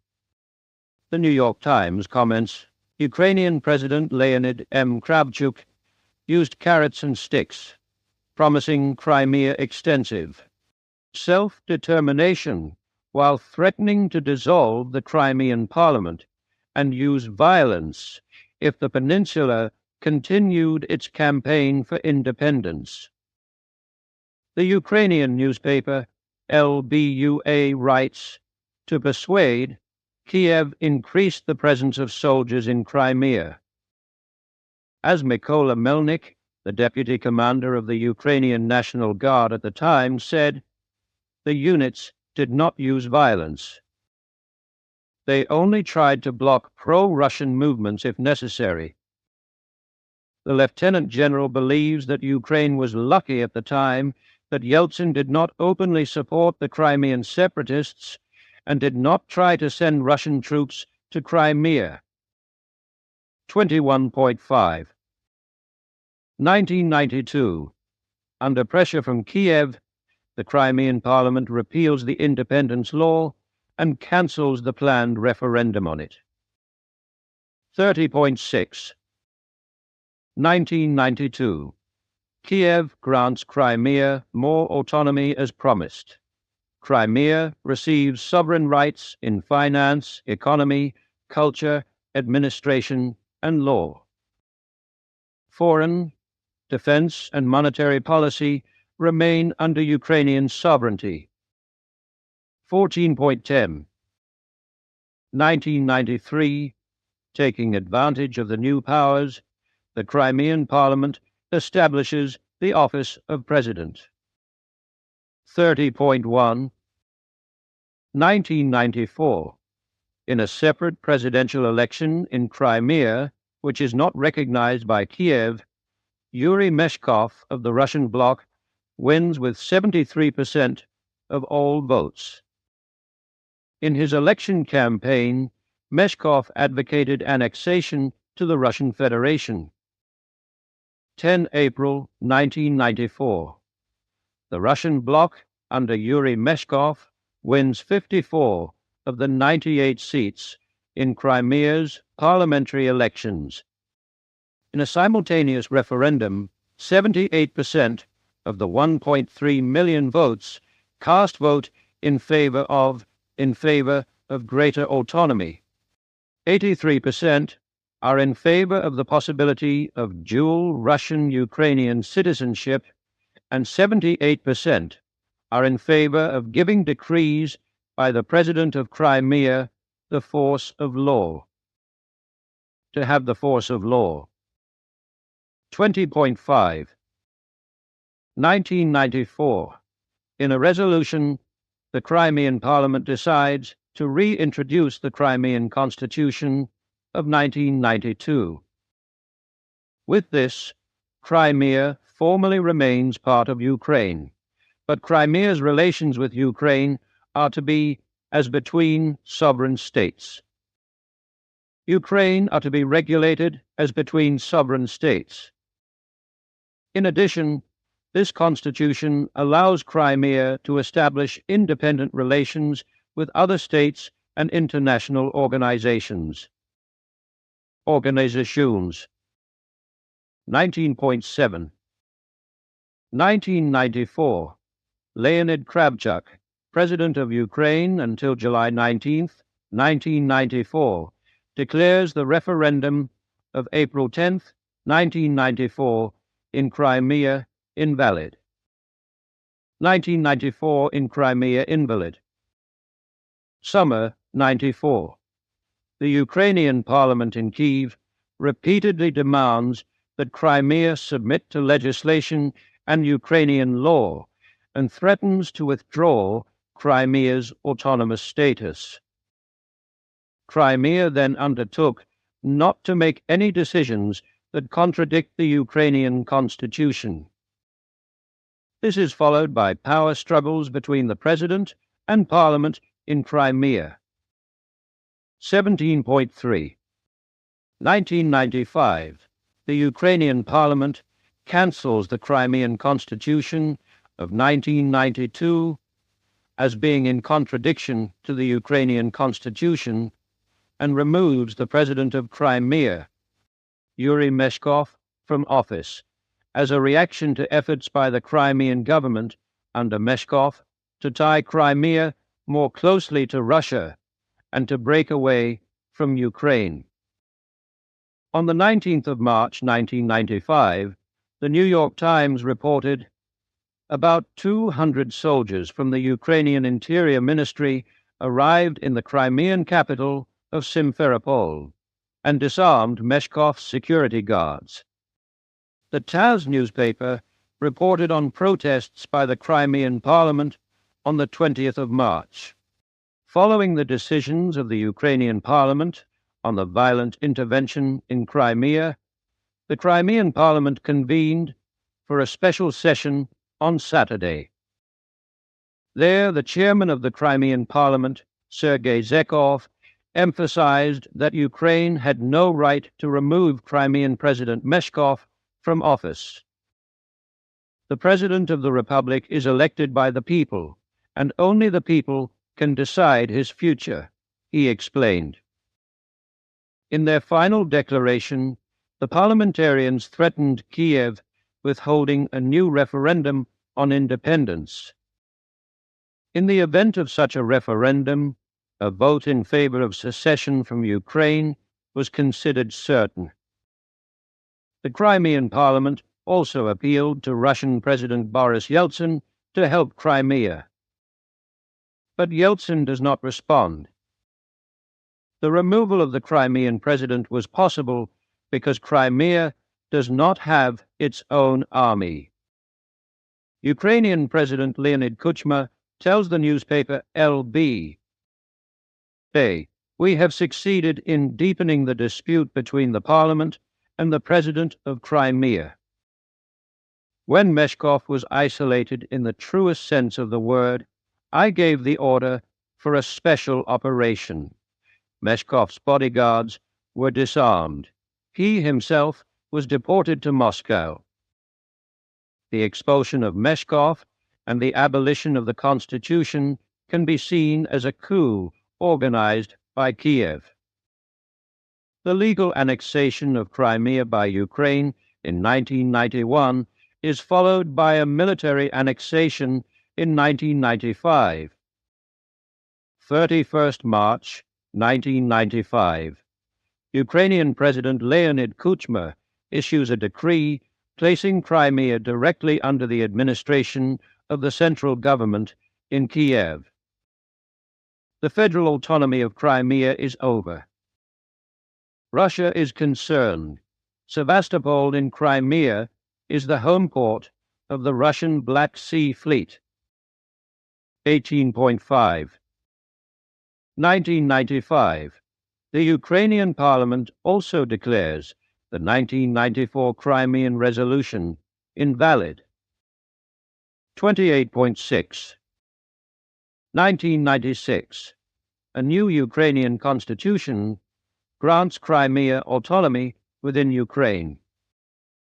Crimea can adopt its own constitution, which must, however, respect Ukrainian laws. 31st of May, 1997. Ukrainian President Leonid Kuchma and Russian President Boris Yeltsin sign a treaty dividing up the bays of Sevastopol for the stationing of the fleets of both countries. From 1997, the Russian government and Russian media criticize Ukraine's cooperation with NATO, especially when the latter also carries out military exercises in the Black Sea from 2005. 21.11. 2004. In the presidential election, Russia-friendly Viktor Yanukovych receives over 80% of the vote in Crimea and Donbass. The election is cancelled due to nationwide irregularities. 27.12. 2004. In the rescheduled presidential elections, Viktor Yanukovych again receives over 80% of the vote in Crimea and the Donbass. However, the election is won by the Western-backed Viktor Yushchenko with 52% of all votes in Ukraine. OSCE observers and foreign observers praised Ukraine for the conduct of the repeat election. Ukraine is politically divided. 7.2. 2010. Runoff election for the President of Ukraine. The pro-Russian Viktor Yanukovych narrowly wins the election against the pro-Western Yulia Tymoshenko. The OSCE observers described the election as essentially free and fair. In Crimea and the Donbass, around 80% of voters cast their ballots in favor of the Russia-friendly Yanukovych. The majority of the eastern and southern parts of Ukraine have always been in favor of Russia, while the rest have been in favor of the West. This was demonstrated by the presidential runoff election in 2010, when the predominantly Russian-speaking East and Southeast voted for Viktor Yanukovych, who won against Yulia Tymoshenko, who was favored by Western Ukraine and remained president until he was deposed in 2014.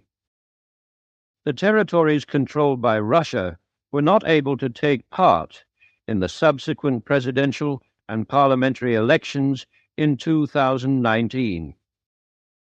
Zelensky won against the incumbent President Petro Poroshenko. In the parliamentary elections in the same year, voter turnout was below 50%. The election was won by the Sluha Narodu Servants of the People Party, newly founded by President Zelensky. Official results of the Ukrainian government. 21.4.2010. Ukrainian President Yanukovych and Russian President Dmitry Medvedev extend the lease agreement for Russian Black Sea Fleet bases for a further 25 years from 2017. with the possibility of extending the agreement at a later date. 31.10. 2010 Parliamentary elections in Ukraine. In the Crimean Regional Parliament, 80 of the 100 seats go to President Yanukovych's Party of Regions. Another 3 seats go to the Russian Unity Party, which is openly in favor of Crimea joining the Russian Federation. The Communist Party, which is also not pro-Western, has 5 seats. This means that 88 of the 100 seats in the Crimean Parliament go to parties that are pro-Russian or critical of the West. 21st of 27th of 11th of 13th. The Crimean Parliament takes a critical stance towards Maidan. In 2 resolutions, it demands that an EU association agreement must not lead to isolation against Russia. 2.12 2013. The Crimean Parliament calls on Ukrainian President Yanukovych to restore order on the Maidan by declaring a state of emergency if necessary. 11.12 2013. The Crimean government publishes the following statement. Today, Crimea faces a choice, either to endure violent Maidanization or to give a firm response to the anti-state and anti-Crimean forces. That is why we are appealing to each and every one of you to make our common position clear, regardless of your ethnicity, religion, or political views. Ethnicity, religion, and political views. No one in Kiev should be under the illusion that Crimea will allow a foreign will to be imposed on it. January-February 2014. Resistance after the coup in Kiev. The Maidan demonstrations end in a coup that brings a pro-Western government to might. 4.2. 2014. Resistance is organized in Crimea. The Parliamentary Presidium in Crimea decides to amend the constitution and calls on Russia to examine guarantees for the rights of the inhabitants of the peninsula. The Autonomous Republic of Crimea does not have its own military. There are several thousand Ukrainian soldiers in Crimea, spread across various bases, barracks, and naval bases. Since mid-February, an increasing number of armed Russian soldiers and special forces have been blocking the Ukrainian military forces in Crimea. They prevent Ukrainian soldiers from leaving their bases, barracks, and military bases. Voting in Crimea 27.2. 2014. According to Western sources, armed Russians, Green Men, controlled the regional parliament. The regional head of government, Anatoly Molyov, and some members of parliament were denied access. Foreign media have no access to the election. The Crimean Parliament dismisses Prime Minister Anatoly Mohyliov and elects Sergei Aksyonov from the Russia-friendly minor party Russian Unity as the new head of government. The government in Kiev does not recognize the new government.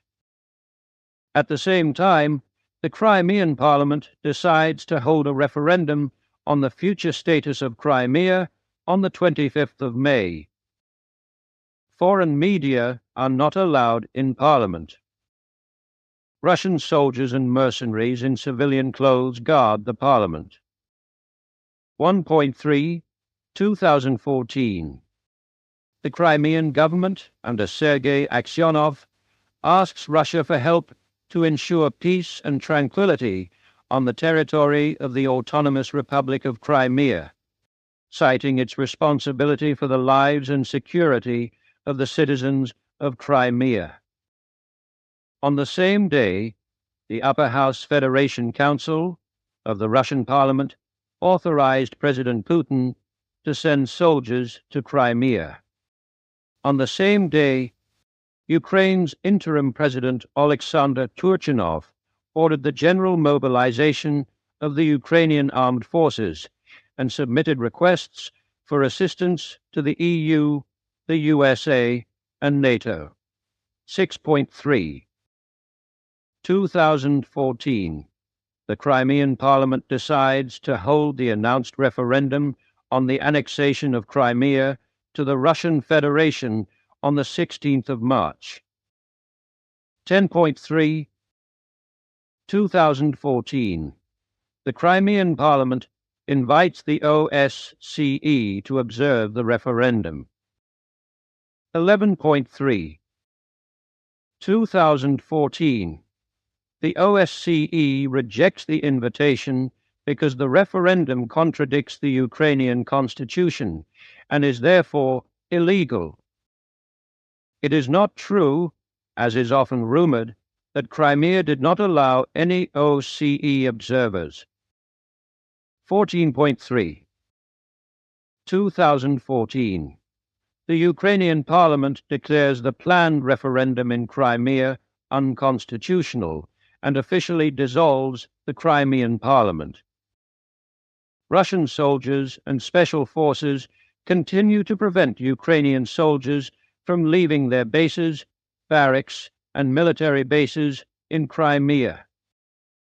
There has been no fighting.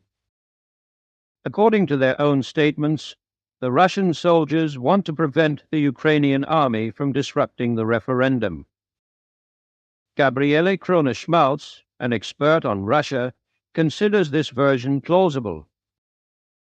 The members of the Ukrainian army are free to decide whether they want to switch sides, which many also do, or whether they want to leave the barracks without weapons and leave for Ukraine unarmed. 16.3. 2014. Crimea holds a referendum on the annexation of Crimea to the Russian Federation against the will of the interim government in Kyiv. The referendum takes place without observers recognized from abroad. 3. Voters could choose between two alternatives. 1. Are you in favor of Crimea's reunification with Russia as a member of the Russian Federation? 2. Are you in favor of the reintroduction of the 1992 Constitution of the Republic of Crimea and the status of Crimea as part of Ukraine? The status quo was not on the ballot. The 1992 Constitution 3A provided that Crimea had all the rights of an independent administrative unit within the Ukrainian state, with many powers to determine its own destiny and establish relations with any other country, including Russia, as far as cooperation in economic, cultural, healthcare, education, research, and other areas is concerned. The official final result of the referendum was 96.77% in favor of joining the Russian Federation with a voter turnout of 83.1%. Ukraine and Western countries have labeled the referendum a farce. Among other things, the West criticized the fact that glass ballot boxes and ballot papers without envelopes were used. This meant that the election was not secret. However, glass ballot boxes corresponded to Ukrainian regulations. Regulations. In Ukraine, ballot boxes are always glass, and there are no envelopes for the ballot papers. Anyone can fold their ballot paper as many times as they like before putting it in the ballot box. If glass ballot boxes and the lack of envelopes are a point of criticism, then this criticism also applies to all other elections in Ukraine before and after the referendum in Crimea. There are hardly any Crimean experts who claim that Crimea would have decided differently under different circumstances. The majority of the population was pro-Russian, and there were also economic reasons for the non-Russian parts of the population in favor of unification with Russia. The standard of living in Russia was significantly higher than in Ukraine. Following Crimea's annexation to Russia, the salaries of state employees and pensions there were raised to Russian levels. For many, not only ethnic Russians, the prospect of an often tripling of salaries and pensions may also have been an incentive to vote in favor of unification with Russia. 3C 16.3 2014. Under the headline, Yatsenyuk opens the hunt for separatists across the country, the Ukrainian newspaper Vesti quotes Ukraine's new head of government, Arseniy Yatsenyuk. U.S. Secretary of State Victoria Nuland helped him to might. We will bring them to justice. Ukrainian and international courts will judge them. The earth under their feet will burn. We are doing everything we can to ensure that anyone who feels safe today under the protection of Russian machine guns knows that he must bear his responsibility. 20.3 2014. The Russian Parliament approves Crimea's accession. 28.3 2014. After the Ukrainian government ordered the withdrawal of Ukrainian troops from the Crimean Peninsula on 24th March, the last Ukrainian soldiers leave Crimea. 31.3 2014. Ukraine protests against the Russian annexation of Crimea. The parliament in Kiev votes in favor of cancelling all agreements with Russia on the Black Sea Fleet, including the 2010 lease agreement, which guaranteed that the Russian fleet would remain in Crimea until 2042. Until 2042. Russia considers the naval base to be geopolitically indispensable. June 2014. 3 opinion polls following secession or annexation by Russia. The Washington-based Gallup polling organization asks Crimeans whether the decision to secede Crimea from Ukraine and annex it to the Russian Federation would reflect the will of the population.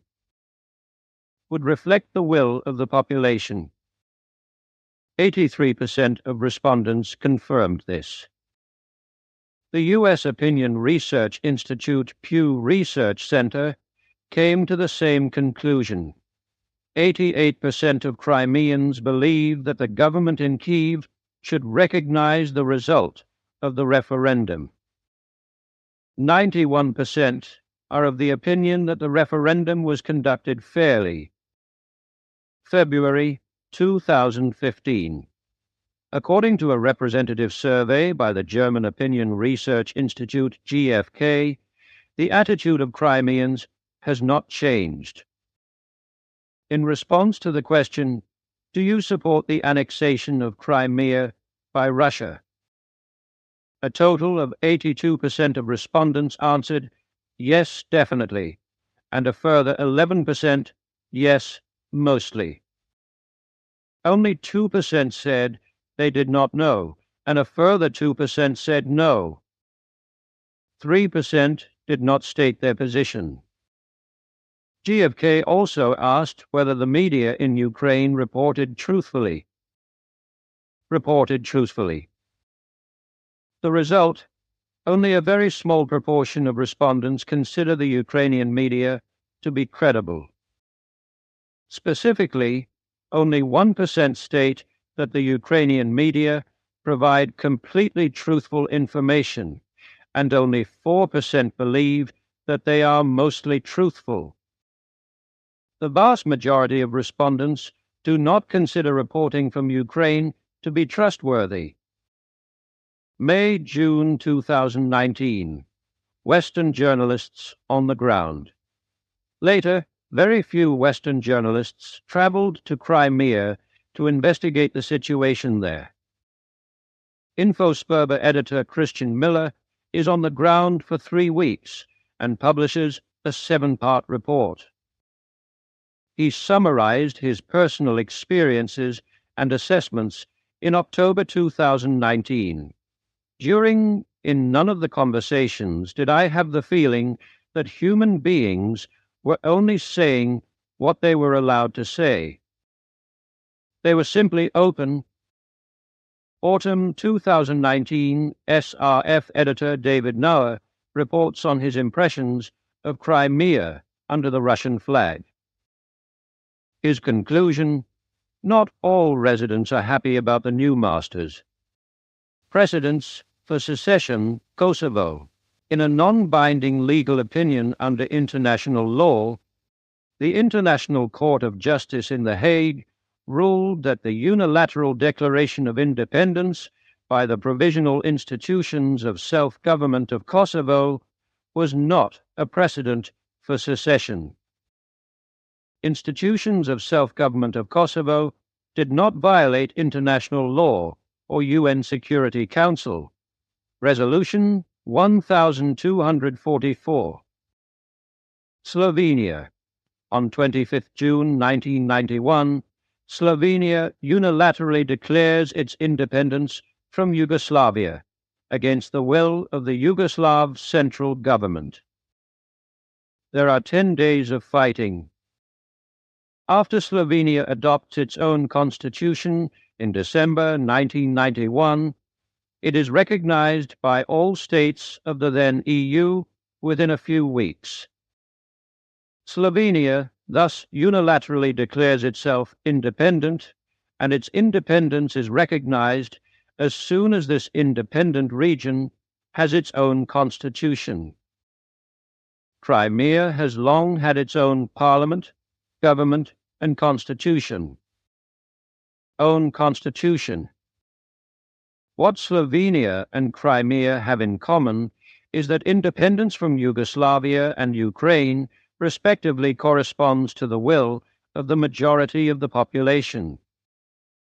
The difference: no military from the Yugoslav central government is stationed in Slovenia. In December 1990, the Slovenes democratically voted in favor of secession from Yugoslavia with 95% approval. In favor of secession from Yugoslavia. The vote in Crimea, on the other hand, would have been prevented by the Ukrainian central government without the intervention of the Russian military. Democratic standards were not met. Ukraine and institutions close to NATO speak of a farce and create the impression that the decision was taken against the will of the vast majority of the population. Against the will of the vast majority of the population. On 27 March 2014, the UN General Assembly declared the vote in Crimea invalid in a non-binding resolution. Inviolability of borders versus self-determination of the people. In addition to all the details of the processes, the fundamental question arises: is the inviolability of borders more important than the right of human beings within a state to self-determination? The Kurds, for example, have been denied self-determination for many years.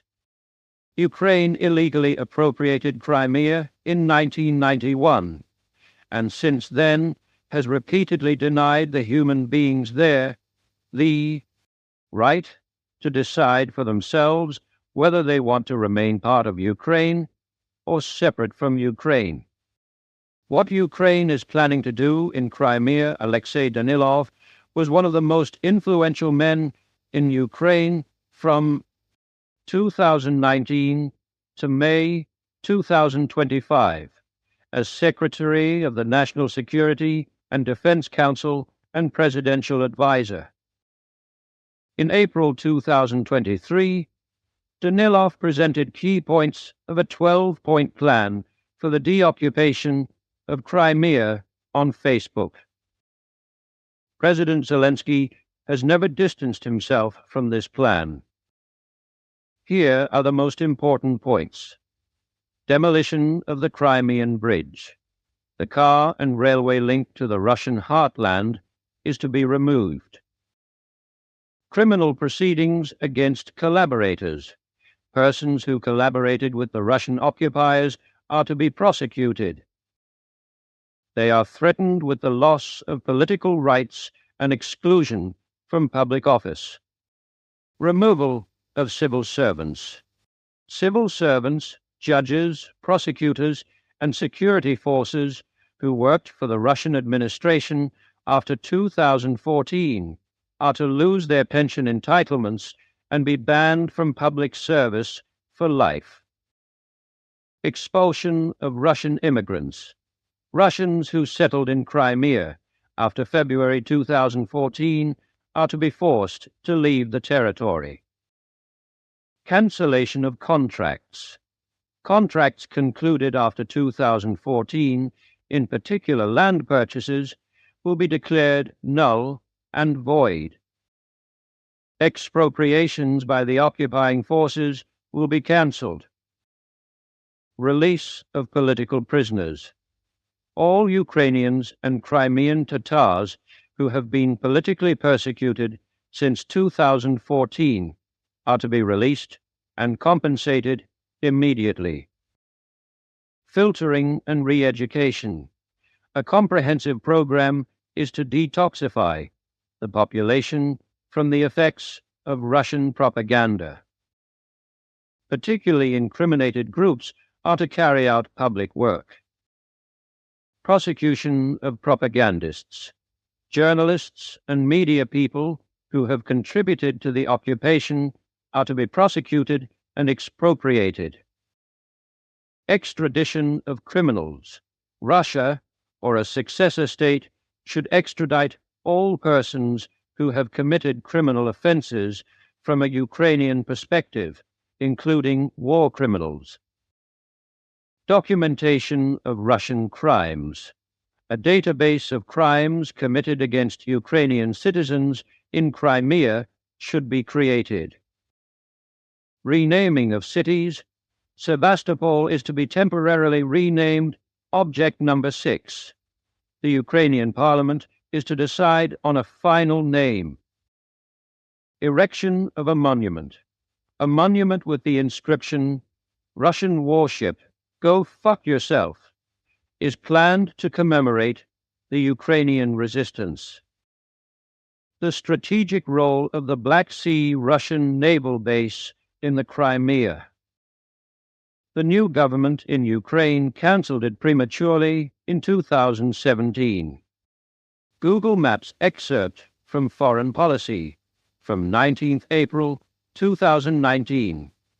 Whoever controls Crimea controls the Black Sea, and thus a large proportion of Russia's cargo ships, which travel from there to the Mediterranean and reach distant destinations via the Suez Canal or the Strait of Gibraltar. Russia has closely monitored the activities of the US and British navies in the Black Sea region. Russia protested through diplomatic channels that the Organization of Sea Breeze 2018, a Black Sea exercise with Ukraine, was anti-Russian. According to the Russian Institute for Strategic Research, it was no coincidence that after Sea Breeze 2017, the U.S. announced plans to build a maritime operations center in Ochakiv, a small town between Crimea and Odessa at the mouth of the Dnieper. When news emerged that the U.S. planned to build the facility for the Ukrainian Black Sea Fleet at the Ochakiv naval base, the Russian reaction was prompt. 5. Russian politician Vladimir Zhirinovsky said publicly, "We will drown you there, in the Black Sea, and we will destroy the government in Kiev. This is Russian land." Ochakhiv. 6. Despite the official response from the commander of the Ukrainian naval forces in Ochakhiv that the facility was only available to the Ukrainian Navy and would be used for the annual Sea Breeze exercise, Russia clearly felt that its presence on the Crimean Peninsula was being compromised. Admiral Igor Kasatonov, former commander of the Russian Black Sea Fleet, said that the Maritime Operations Center could be interpreted as an outpost for monitoring Russian forces in Crimea and pose a threat to Russian security. 7. In 2019, Ochakhiv was of strategic importance to Ukraine and its fleet. All statements by U.S. and Ukrainian officials that the main user of the facilities will be the Ukrainian Navy, and that foreign vessels will only be deployed during Sea Breeze have not satisfied the Russian Federation. Russia fears that Ochakhiv will be used as a strategic base for Ukrainian sabotage missions in the Crimea, the Sea of Azov, and around the Kerch Bridge, as well as for reconnaissance in Western territorial waters. In future, Ochakhiv could serve as a base for aggression against Russia in the Black Sea. The Kremlin views the events in Ochakhiv as part of a wider geopolitical rivalry between Russia and NATO in the Black Sea and Eastern Mediterranean. This is based on several assumptions, including 1. The West is seeking permanent control of the Black Sea. 2. A crucial element of this is the establishment of a permanent presence on the Crimean Peninsula, in particular in Sevastopol, where the Russian Black Sea Fleet is stationed. 3. Since the secession of Crimea, the West feels duped and wants to restore the status quo, or at least test Russia's ability to overcome challenges. Igor Kasatonov, Deputy Commander-in-Chief of the Russian Naval Fleet, pointed out that the worst-case scenario for Russia would be if the U.S. used Ochakhiv as a base for deploying components of the missile defense system, as these could be directed not only against Russian strategic missiles, but also against Russian coastal missile systems such as Bastion 8. In recent years, NATO has made decisive geopolitical progress in Ukraine, Moldova, and Georgia. In other words, in Russia's near abroad. According to Russian media, operational centers are being established and developed not only in Ukraine, but also in Moldova and Georgia. As Deputy Prime Minister Dmitry Rogozin commented, the Americans are starting to train saboteurs and special forces in Moldova in case of a new armed conflict with Transnistria. 8. The case of Georgia is also worrying for the Kremlin, especially because the Georgian government has invited NATO to set up a Coast Guard base in the Black Sea city of Poti. 9. There is no excuse me for Putin's war against Ukraine UPG. It may well be that without NATO's eastward expansion, and without the intention to include Ukraine in NATO, there would have been no war. But even if Russia felt hemmed in by NATO, its very existence was not threatened. Russia was certainly not attacked. Therefore, there is nothing to justify the Russian war of aggression against Ukraine. This is very interesting, but equally interesting to me. As I was looking through yesterday, I read variously on old media that I was concerned about that you were called UFO Meyer, although...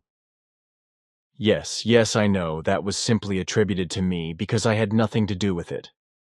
I was called that everywhere. Also in India and Arabia and elsewhere when I was there. Although I never talked about UFOs, I always talked about beam ships. But that was the time when UFOs were being talked about worldwide, as they still are today. It was even written and claimed in the media that UFOs or the foreigners had revealed to me an unspeakable amount of knowledge, contrary to the fact that they, as Svath explained to me, as did Simyase and Ptah, also have no idea of all that creation really is, nor that the entire creation universe is structured in its sevenfoldness, etc. They are not even aware of what creation really is. They are, Svath, Simyase, and Ptah said, very ignorant in this regard. This is despite the fact that they are very well traveled and have advanced in their development of technology, which enables them to travel very far into space and outer space and to advance to other worlds, where they also spread out and have been doing so since time immemorial, not only in a friendly way, but also in a way that is unpleasant. It also depends on where they come from and what their attitude and behavior is like. Svath spoke at the time of star systems such as Sirius, Orion, Taurus, and the Pleiades, with a natural passage to your Ankar universe, some 500 light-years from these, but only traversable by your technology. And he explained that because none of the foreigners had the same technology in this respect, which lagged far behind yours, there was no great danger that the foreigners would be able to penetrate the space of your universe. But they were nevertheless ordered to exercise extreme caution so that the passageway would not be discovered by the foreigners. This is because not all of them are peaceful, but as violent and warlike as the majority of the peoples of all countries here on Earth. That is indeed so. But what you tell us does not explain why our era system is called Play-Aran system by you, and why we Play-Aran are so called, as also our peoples of Era and the Federation were not familiar with these terms at the past time. That is actually simple, and you really do not know that? No, I have never endeavored to gain that knowledge. Your grandfather created that term, and apparently spread it on Era in such a way that it was changed all around for the naming of your system, which I thought was just for me to understand. After which I gradually learned that it also applied to you Pleiadians, and to the Federates. So, according to Svath, the name of the Era system was changed to the Pleiades system, because Svath simply changed the name of the collection of stars in our Dern universe, the Pleiades system, to the Pleiades system, and spread it on Era. And now I ask you again, do you really know nothing about this? No. Are you not interested in the historical history of your home and your home planet? My areas of expertise are focused on something other than recent naming, but on the overall history of our planetary system and the Federation very much so. To each his own, and then something else. You said something the other day about Bermunda in Ukraine having thoroughly fathomed President Zelensky and not exactly being able to sympathize with him. Why is that? Bermunda says that this man is dishonest and enriches himself by begging, orders his army to death without hesitation and without conscience, is a warmonger and is also wrong in his convictions. Consequently, a cognitive dissonance is pronounced in him. That is a contradiction in terms, if I remember correctly what Svath taught me. Is it not? It is supposed to be an inner state that is unpleasant and very contradictory with regard to one's own thoughts and behavior, which is constantly made up for by delusion and fanaticism with mendacious justifications and attempts at persuasion, as well as a lot of acting. Something like this, that is completely correct. He has a mental imbalance, as Bermunda found out as a psychological expert. The whole thing stresses him out, but he constantly tries to make it seem less than it really is by being active and lying. According to this, he also changes his behavior as required, as is also the case with President Trump in America, who suffers from the same symptom but brings everything to bear in different ways. Trump expresses this particularly through his changes in behavior and the inconsistency of his contradictory attitudes and orders. Bermuda once said that Trump, but I do not want to say anything further about that in an open, wise way, because I do not want to deal with it. I also want to remain neutral about this, as well as about everything is not my beer, and I want to keep it that way. And the fact that this letter asks whether I am Russia-friendly because I do not speak out about Putin is the same reason. If the media are biasedly concealing what is really happening back there in the Ukraine war, and only ever report on the suffering of Ukraine, but do not report on the war crimes of its murderous organization, while only Russia is made a pig of, where exactly the same thing is happening as in Ukraine, then everything that is said about it is probably superfluous.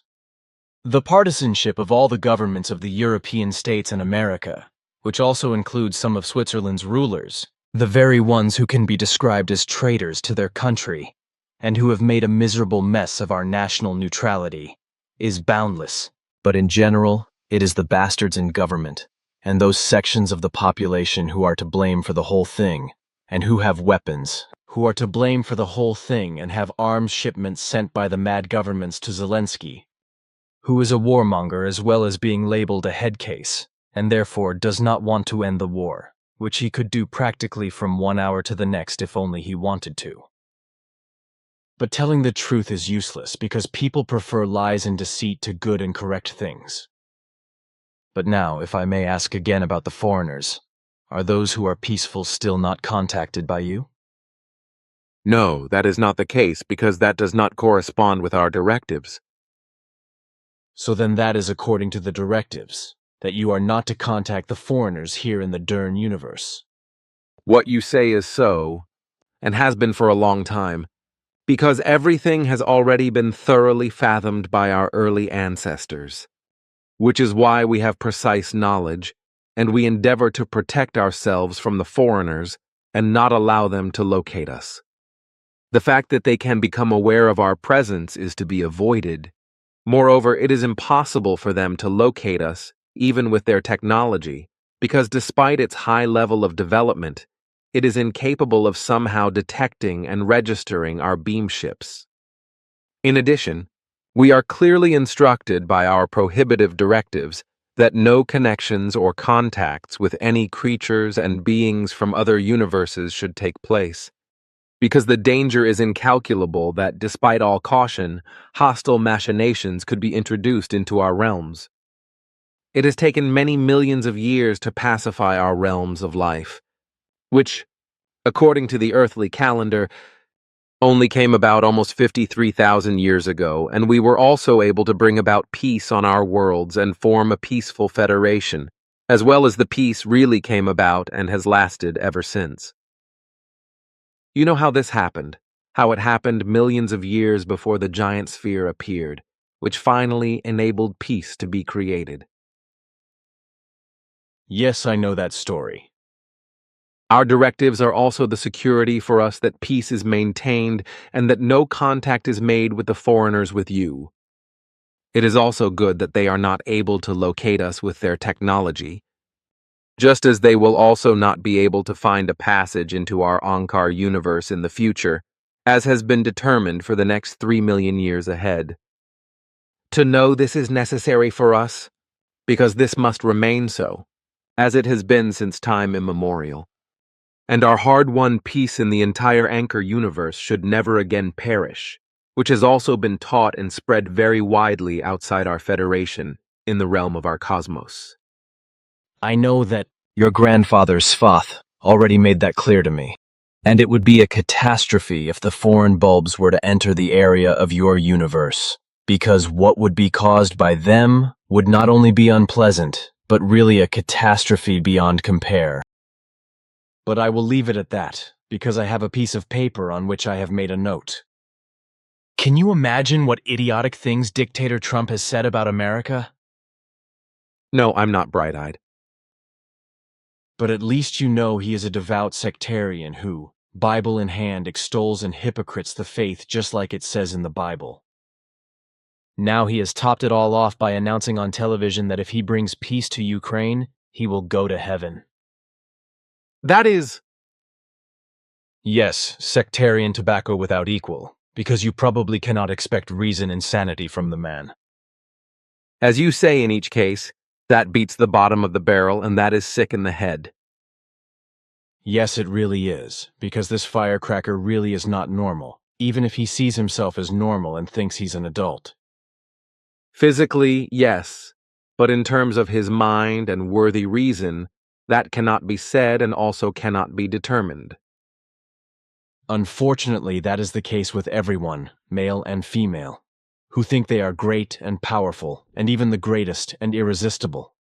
For example, all those idiots in the governments of Europe and their populations who supply weapons and money to Zelensky, the war-mad maniac, and thus continue to escalate the war and even provoke another world war.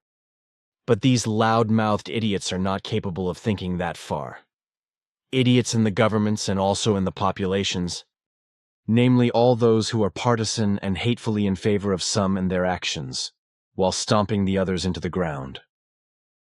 This is unfortunately so due to the rampant low intelligence of the majority of Earth humans, whereby low intelligence is nothing other than non-thinking, but only sham thinking.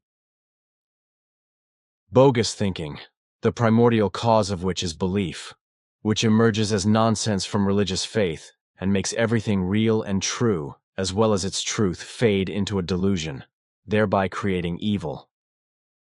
By which you have said that which corresponds to the truth. And that, dear friend, is the end of my presence here for today, for I still have duties to fulfill. So I am leaving now, but I will be back soon to dictate to you everything I have recorded. So goodbye. Take care. Goodbye. Sprinkles from the Correspondence 13 by Bernadette Brand. Obviously, many of Billy's explanations regarding the revitalization of human beings through the life energy of creation are completely misunderstood and misinterpreted. Unfortunately, those who have not thought carefully enough about what has been explained and have drawn adventurous conclusions from it then feel called upon to teach others. In this wise, by mixing the truth with their own esoteric beliefs, they create misunderstandings and uncertainties even among those who are on the correct track of the truth and are very close to the correct understanding. This then leads to questions being sent to me in confused emails. Question: does creation energy reincarnate along with creation life energy and consciousness, or does it simply migrate from one new body to another? For example, if my creation energy, creation life energy and consciousness leave my body, do they move into a new fetus after a certain time, in which case the term reincarnate may not be appropriate? I heard about this from a passive member who told us, the FIGU passive members, that the new consciousness is empty when it enters the fetus. I thought that when the new consciousness is formed by the total consciousness block, it downloads the learnt wisdom of the just deceased and relevant past consciousnesses stored in the memory banks into the new consciousness. But maybe that is not correct? I would like to understand this. Response: there is not and also cannot be reincarnation or any form of it. Reincarnation means becoming flesh again, and that would mean that the same consciousness or personality that left a deceased human being would enter or animate a new human being or embryo completely unchanged. The logical conclusion of this is that the burdened personality of the deceased human being would simply continue its further life with all negative and positive character traits and all burdens, and thus with all memories of the past life in a new body, which logically would not lead to any evolution, but only to confusion and overloading of the consciousness, and ultimately to conscious and mental destruction. If the creation energy leaves a human body together with the creation energy, which is no longer viable for whatever reason, then these two energies, which always and without exception occur together or are in function, return to their own creation energetic realm. In this area, the creation life energy processes all the stored, acquired and developed knowledge of the deceased human being, together with all the knowledge already stored by all previous personalities and processes, it into a new overall state of knowledge. This process takes some time, during which the creation life energy creates and builds up the new impulses for a new personality. If a new human being is conceived and develops into a viable germ, then around the 21st day after conception, the creation energy moves into the embryo together with the creation life energy and thus not only sets the material life impulse for the independent further development of the human seedling, the embryo, but the evolutionary creation life energy also immediately sets the creation energetic unconscious and consciousness into function. In the same fraction of a second, the development of the physical unconscious and the physical consciousness also begins in the brain of the human being and, via the creation energetic consciousness complex, enters into impulse-like contact with all existing knowledge of all previous personalities and continues to develop during pregnancy. The human being's creation life energetic consciousness begins its existence and work with a tremendous reservoir of intuitional and impulsive knowledge, which is stored in the creation energetic unconscious and which it gradually passes on to the developing physical unconscious. The physical consciousness has to sort and process these impulses, which reach it via the physical unconscious from the very first moment and harmonize them with the foundations of its new personality, which it develops in this wise during pregnancy. During this time, the developing child's consciousness not only unconsciously absorbs the impulses from its creative energetic unconscious, but also the impulses that reach it from its mother, whereby its physical unconscious and physical conscious still develop completely unconsciously up to the stage of birth.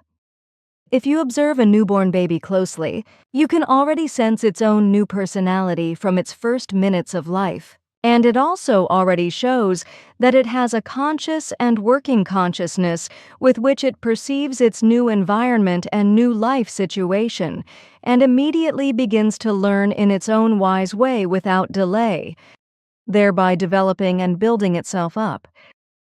In the course of the further development of the infant, the toddler and the child and later of the adolescent, the human being and of course also of the adult of any age, it can be observed that he has a tremendous creative life energetic potential of intuitional and impulsive knowledge of possibilities and talents from which he unconsciously selects and applies those which he will take up and develop further in his new active life and from which he will ultimately find himself and build up his personality and stabilize it if he is given the opportunity from birth by his environment to develop his own thoughts and work with them in his own, personal-wise, without being forced into a belief of any kind. To recapitulate briefly, the human creation energetic consciousness is never empty, but from the first split second of an embryo's animation, it activates the emergence and development of its physical unconscious and consciousness through the impulsive knowledge that is stored in the creation life energy form and that has been worked out, acquired, applied, and held impulsively for all time by countless previous personalities in their own memory bank through the creation life energy. This knowledge, which human beings acquire during their lives through learning and experience, and which is continuously stored by the creation life energy, is never related to personality data, but is solely and exclusively neutral knowledge related. This process leads to the knowledge reservoir of the creation life energy form, gradually filling up more and more, and that the increase in strength and energy also becomes greater and greater, which becomes apparent and has an effect with each new personality. As a result, each new personality, if it can develop free from belief and in a truth-orientated way, changes and aligns its life more and more in line with creation energy. This entire process is called evolution by us Earth humans,